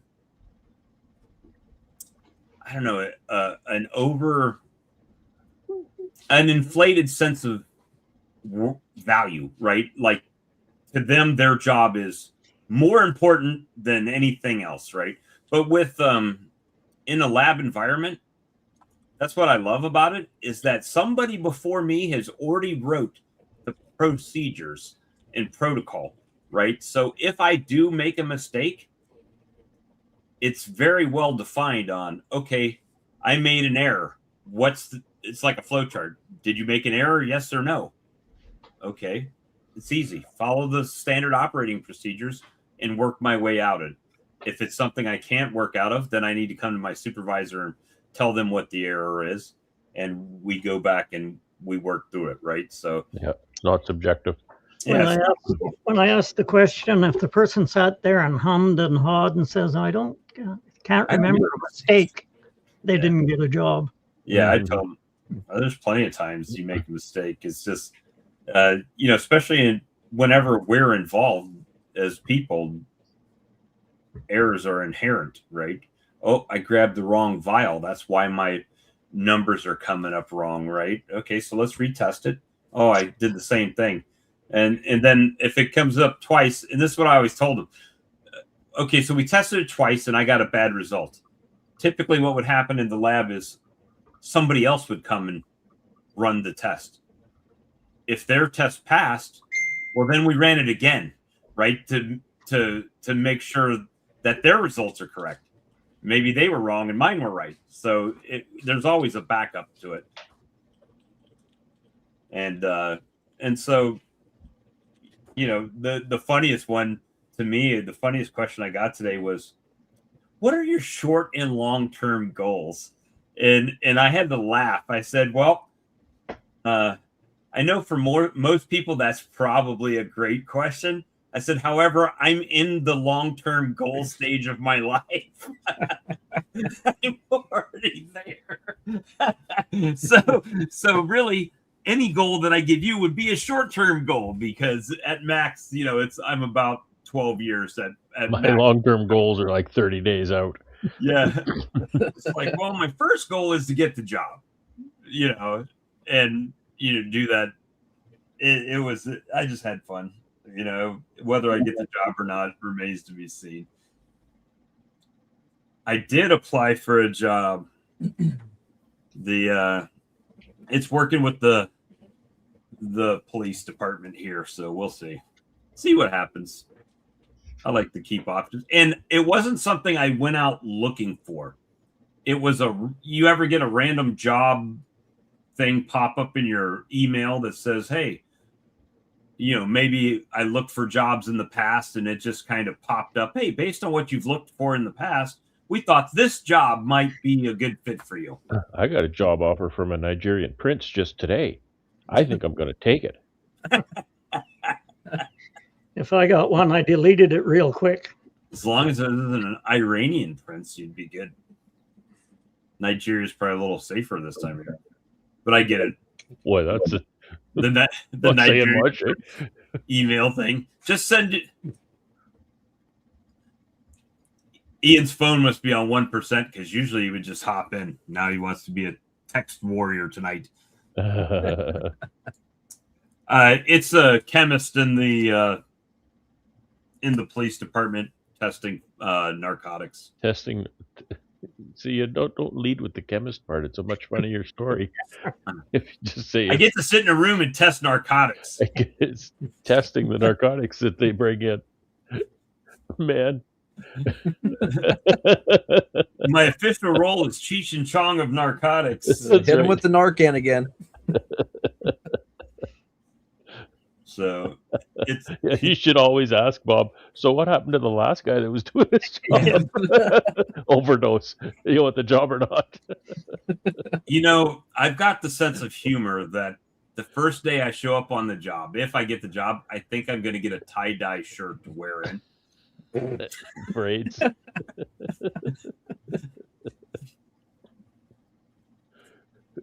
How soon can I start testing the drugs, man? Hey, man, can I test this go in there like this. Hey, go in there like this. How soon can I test the drugs, man? I wonder if they have people like that apply. Oh, I'm sure. I'll bet you. I took chemistry in high school, man. Come on. It'll be fun. But they asked a lot of questions like, oh, well, what if you put in a test and it had some anomalous peaks on the test? I mean, it's like, I don't know if they were trying to stump me by the question, but a lot of the answers were the same answer, to where you would just have to repeat the same thing, right? Well, obviously, if you're not getting the result, and what you'll find is it's very redundant in a lab, so you get used to seeing the same graph on the chart, right? So, like, I knew in the lab that I used to work in, that I was expecting 2 peaks and then it would trail off, right? That's the graphic that I'm looking at. If it doesn't look like that, that's the first sign that something's not right. And so if you're looking at that and it doesn't look like that, first problem, there's something wrong. If it has multiple peaks, it typically means there's something else in the sample, right? So it just made it it's like, oh yeah, so well, we can either try to identify what the other thing is, but typically the first thing we do is retest, do it again. See if you get the same results. Oh, you did? All right, great. Now let's see what's actually in there. Could do research by watching Up in Smoke and Nice Dreams. Seen them both. Seen them both. I even used to have the Cheech and Chong albums with their comedy sketches. So it's fun. Which movie was it when Chong had the motorcycle inside the house and he's sitting there revving the motorcycle and he's smoking out the roses that are outside his neighbor's roses, and he smashes a cockroach on the table and puts it in his pipe and lights it up. For that one? Still smoking. Could be still smoking. Yeah, so that was kind of what the example I gave back to him. I said, well, we could be testing cocaine, and that second could be fentanyl that's in with the cocaine, so we can identify what those are based on the peaks. Exactly the example. Ian says, take the job. Yeah, they got to offer it to me first. So right now it's just the initial interviews. They're separating out who they would, who they think might fit and who won't fit. And then there'll be a second round of interviews where you actually go down to the police department and go through. Oh, here he comes. Here he comes to save the day. Dollar bill, yo. Oh, Are you flexing on me, Ian? How are you guys tonight? Good. How you doing? We're doing good. Just hanging out. Has your wind died down there? Yeah, it died down now, finally. They canceled the buses, so we had to go get the kids today. Wow. Yeah, it got pretty bad for a while, like really bad. Hmm. Not a lot of snow, like enough snow, but the wind must have been up to 70. It was quite strong. Yeah. Wow. Yeah, it's pretty strong here too. A lot of blowing snow. It snowed pretty heavy for quite a while. Yeah. We were supposed to get the wind, but it didn't come. Just a beautiful day. Oh, that's nice. When you say 70 kilometers? Yeah. Okay. Yeah. What's that, Brad? That'd be 50? No, I think it's like 40 40? miles per hour. 70? Yeah. We have about 40. Yeah, 40? Right? Maybe 35. something like that. Yesterday, our winds were up to like 50 and 60 mile per hour gusts. Ooh. It was fast. So that's like almost 100 kilometers, right? Did you guys see tornadoes your way, or was that? There was a few. There was one that was like touching down or almost touching down in like central Jersey. Ooh. My daughter was They had in rotation. Tennessee and Kentucky, that area. She was in. They had the sirens go off and everything, and they just went into a tub because they don't have a basement, right? They just went in the tub with a mattress on them in case anything happened. But it ended up passing them by. So, Boy, that's early for tornadoes, isn't it? No, I Yeah, think it's about season is. for it. Usually they start in March. They start. well, our weather has been so crazy. I mean, 2 days ago it was 80 degrees outside, right? And then last night it was -1. So it's -1°C. Not, it's freezing. So it's just constantly up and down. How cold is it there now, Bob? Right this very second, it is. Hold on, let me do my no life beekeeping conversion to Celsius. It's 4. 40. Yeah. So, 4°C right now, Oh, that's nice. and it's going to get down to 1 tonight. no frost. Well, I would like to be able to inform you on that. However, I wake up after that's already dissipated. Oh, It's 29 Fahrenheit for me or -4°C. oh yeah. Yeah, I woke Yeah, up. I just looked up and it was only 30. Well, my weather station only recorded 30 kilometers an hour here, so it was nothing like you. Oh, I mean, it was a Yeah. stiff breeze. That's about yeah. it. I think I see a bit of stronger wind because I'm on the escarpment too. Sometimes it just seems like it's always windy here. Yep. Yeah. It was white out anyway. It was quite miserable. Good for those windmills, though, right? Yeah. They better have them going.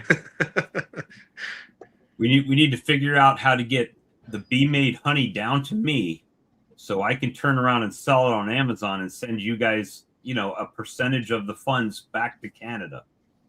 Have you seen the prices they're selling the bee made honey for on Amazon in the States? Are they selling down there? Someone is. Somebody's selling it. Really?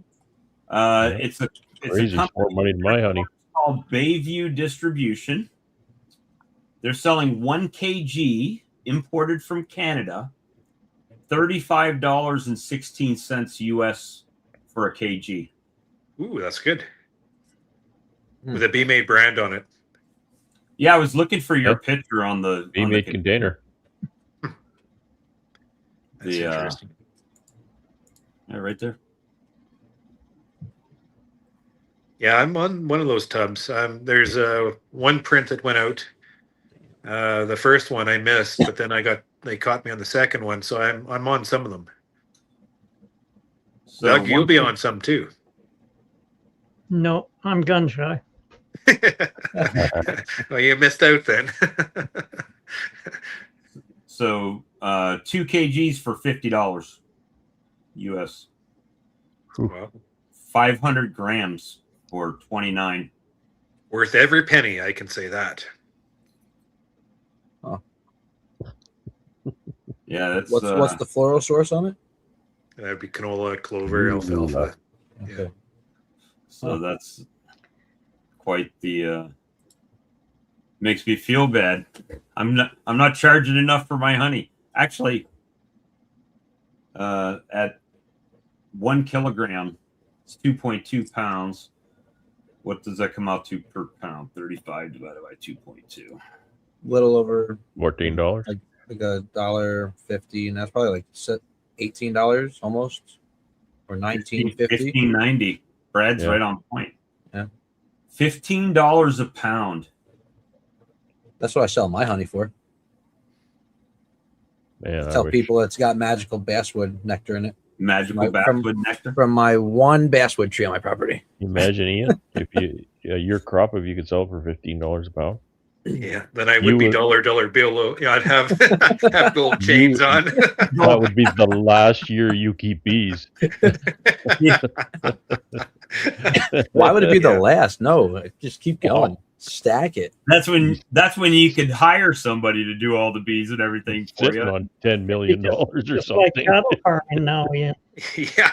I was Yeah. just gonna say that. Be like my father. He just handed his farm completely over to Yeah. all of us. He's completely out of farming.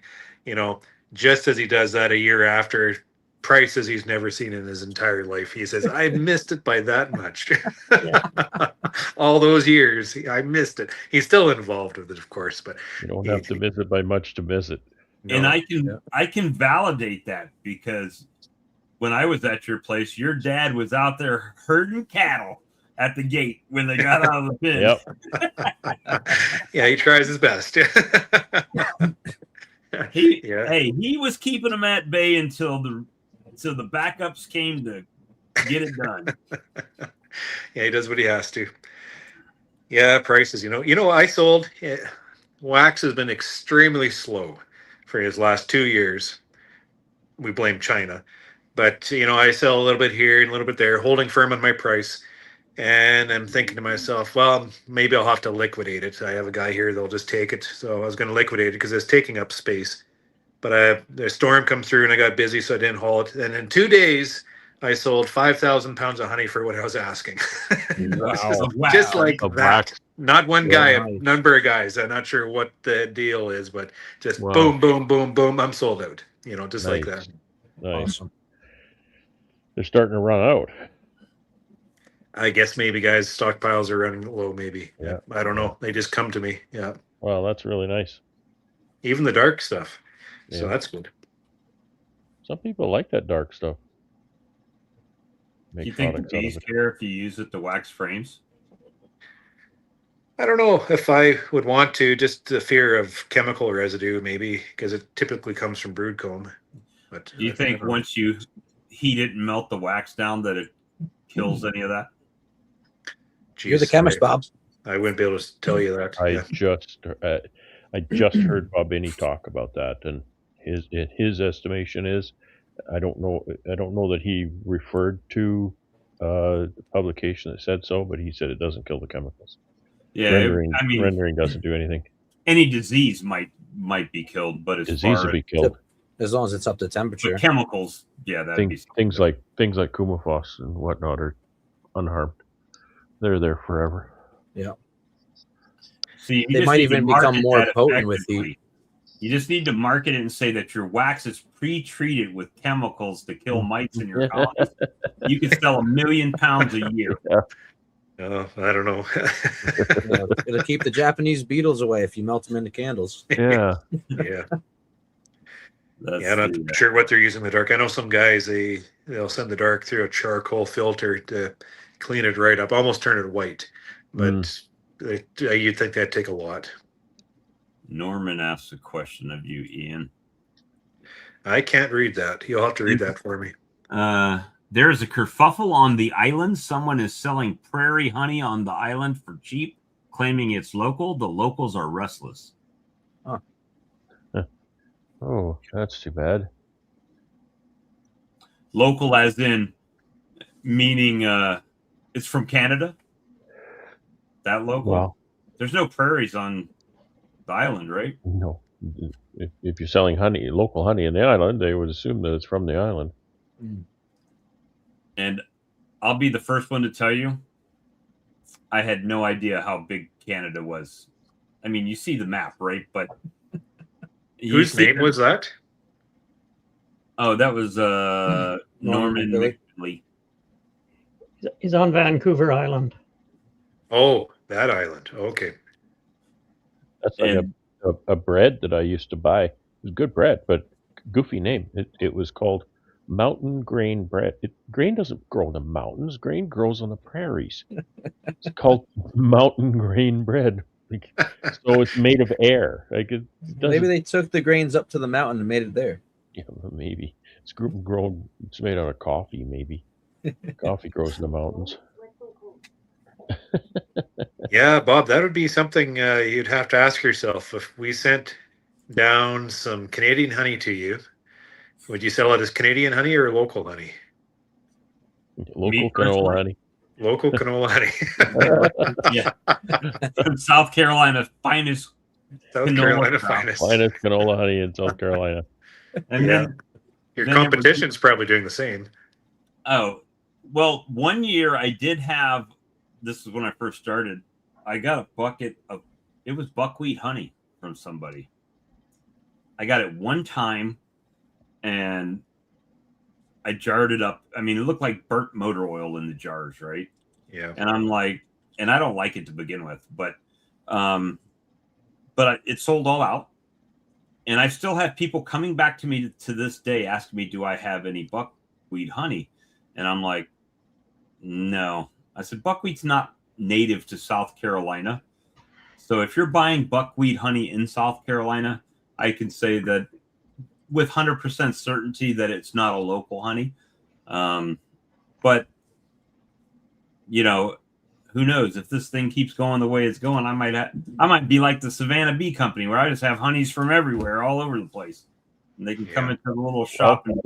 If you could get it, that canola honey, that would make the absolute perfect honey for your creamed honeys. It makes the most beautiful creamed honey, and it's also got a mild flavor, so it doesn't interfere with your flavors. It would, yeah. We've had dozens of people tell us that they grew up on buckwheat honey. I'm sure they never seen it or smelled it or tasted it in their life. Yeah, it's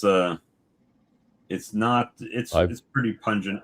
It's an acquired taste, right? When I was a kid, I used to clean out pig barns, and so that just spoiled me for buckwheat honey because that's what it smells like and tastes like to me. It's just, oh my God, it's a pig barn floor. Yeah, my crew, the kids, when there is buckwheat in here, it's not growing as often anymore now. But every once in a while, we'll get late, and my neighbors will grow a buckwheat field, a big one. And when it comes into the honey house, my crew, like the teenagers, they're like, "What stinks?" They're checking themselves, you know. It's the canola honey or the buckwheat honey. Yeah. Our neighbors grew a half section of it one year. We didn't know what we had. Terrible stuff.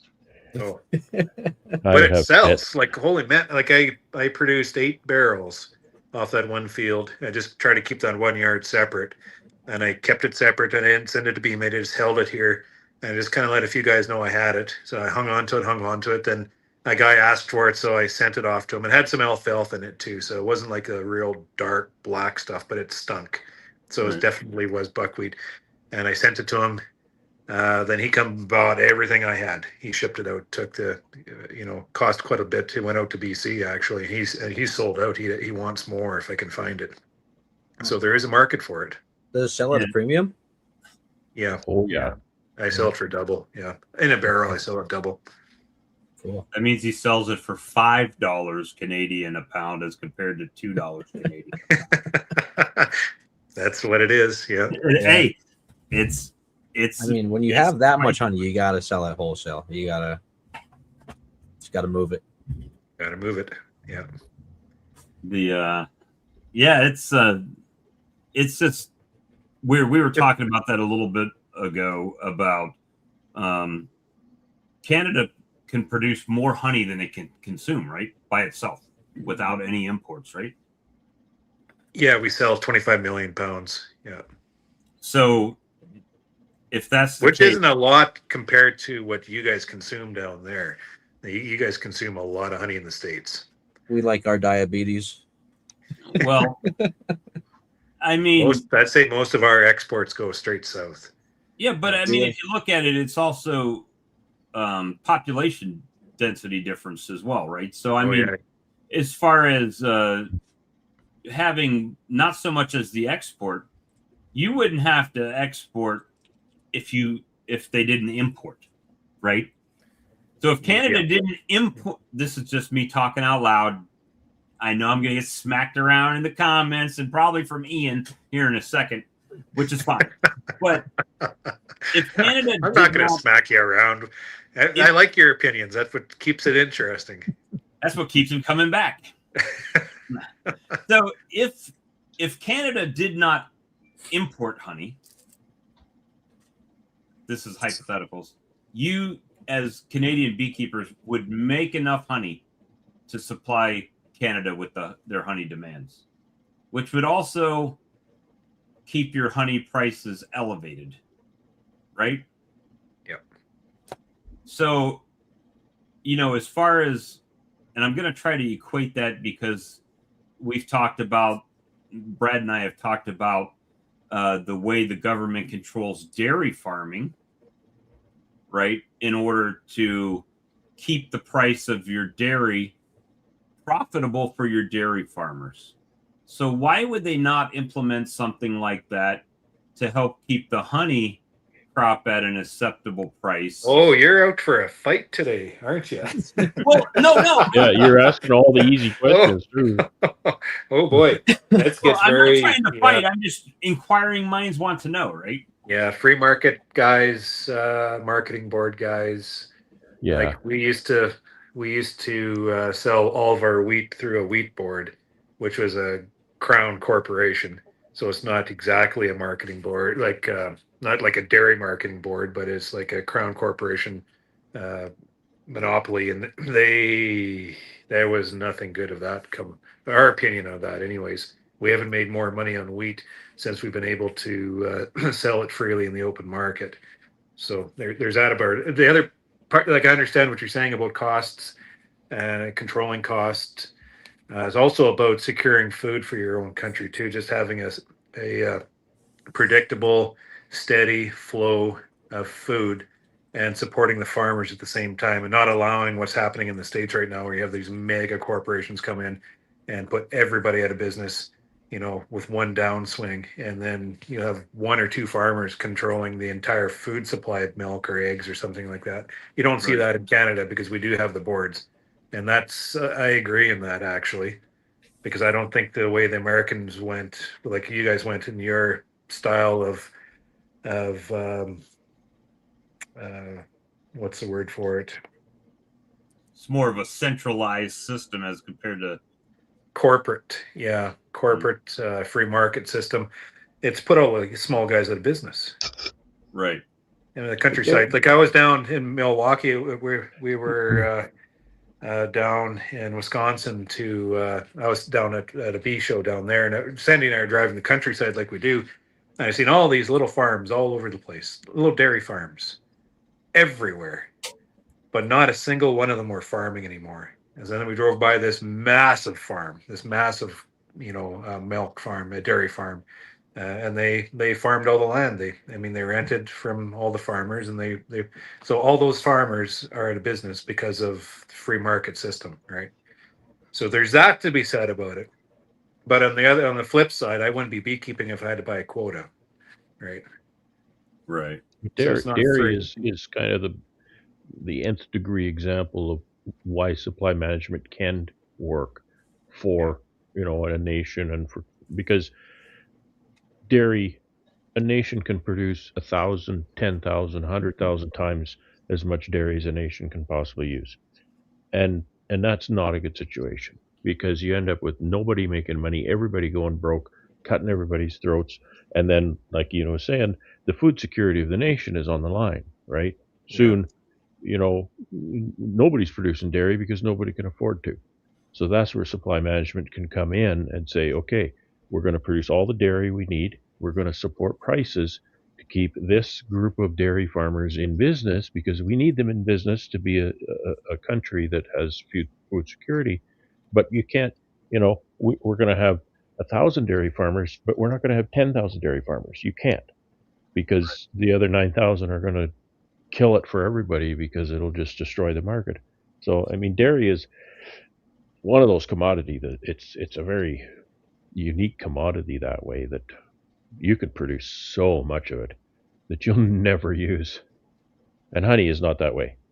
No, Right. honey's not that way. I don't believe in marketing boards the same as other people would.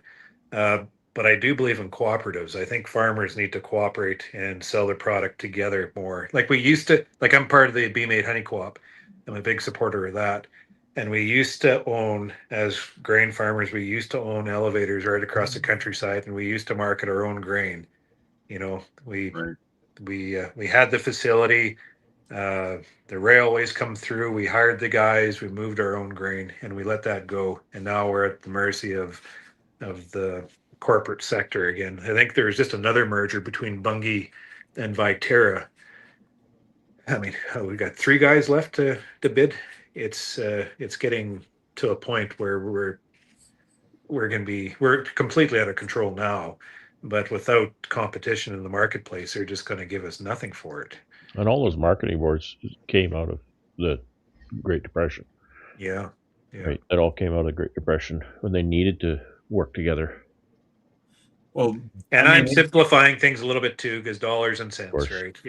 Yeah. It's there's a lot to it. And then you have export. We're an export nation, so we have to abide by trade laws, and that's one thing Trump's not happy about, is because we're controlling our dairy sector, not allowing access. And he has a point. He has a point with that. He kind of does, but it's not the whole story. And I just want to put this out there, that the tariffs on dairy that he talks about aren't practically real, because there's a limit.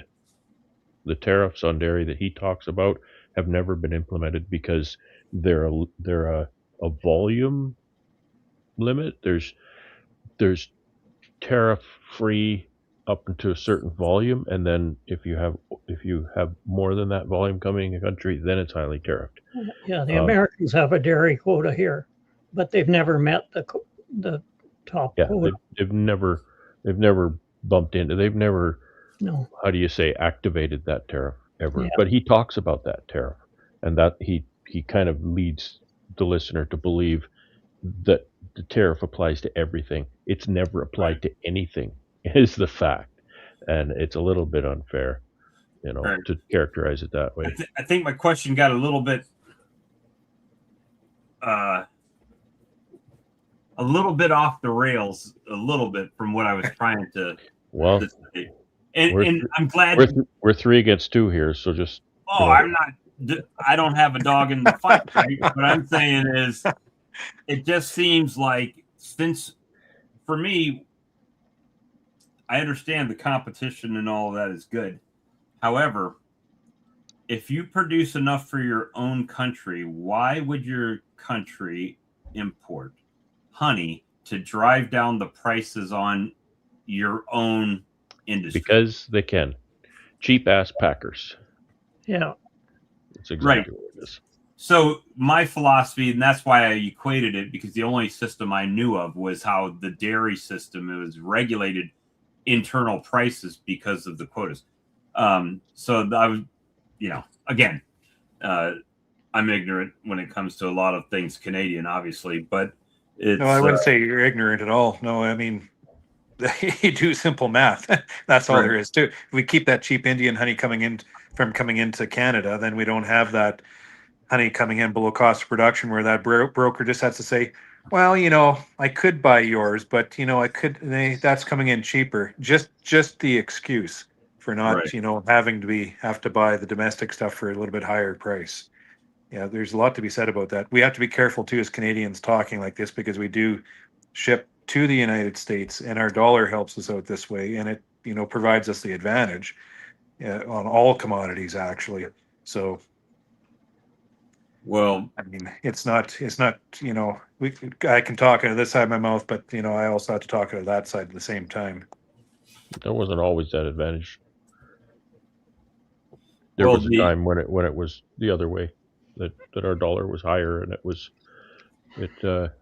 difficult. Well, the door swings two ways. A lot of the stuff we need is manufactured in the States. So when Yeah. we get out of the States, we pay through the nose for it then because of our dollar. That's exactly right. Absolutely right. So any other cans of worms you want to open, Bob? So what you're saying is I need to go to the bank, turn a lot of US dollars into Canadian dollars, come up and buy Canadian honey at the low Canadian price cost with Canadian dollars, then bring it back across the border and sell it back into US dollars. Sounds like a perfect money laundering scheme. So if I've got anybody in the families out there, hit me up and we'll work something out.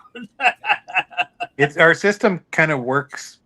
Well, it works and it doesn't work, but it provides us with cheaper standard of like cheaper. What am I trying to say? Cost of living, cheaper cost of living, and that's really important. We need to be able to access resources to be able to decrease our prices on the way we live. Otherwise, like I'm about to build a honey house here, and it's going to cost me $250,000, but it's not going to cost me 500,000, right? Because I have access to all these resources. You go to a place like what I seen in the UK, those guys, like everything's doubled in price there. The lack of being able to access resources close to them is a huge disadvantage to them. So they're at the mercy of trade and having to source all their inputs from other countries, and then having to deal with all the redundancy of trade policy and all this kind of stuff, and just drives up the cost of production and everything. So I certainly noticed that. Yeah. So there is, this way or that way.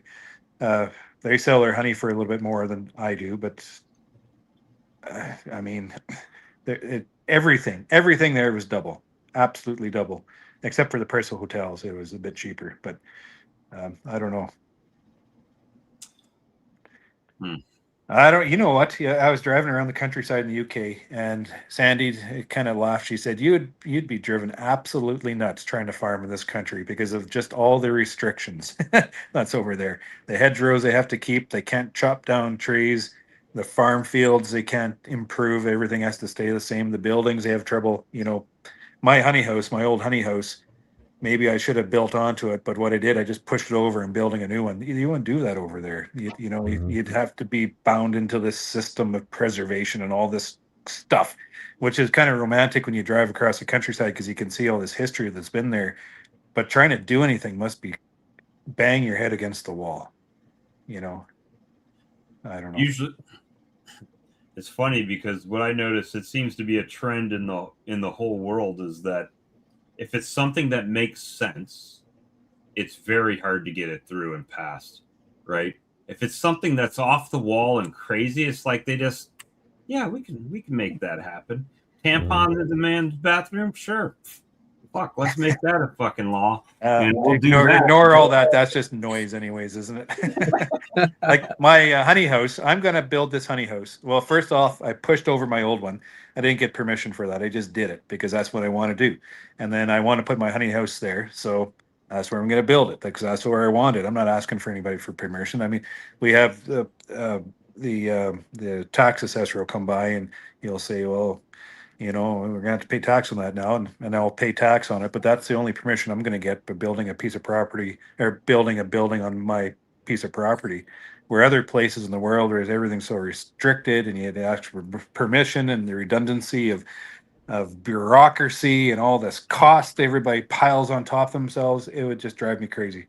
You So don't have to maybe get we a sell permit? my honey for a little bit cheaper here. Yeah, we do, but we are a lot freer and we can produce more honey and we, produce more just because we're free to do more.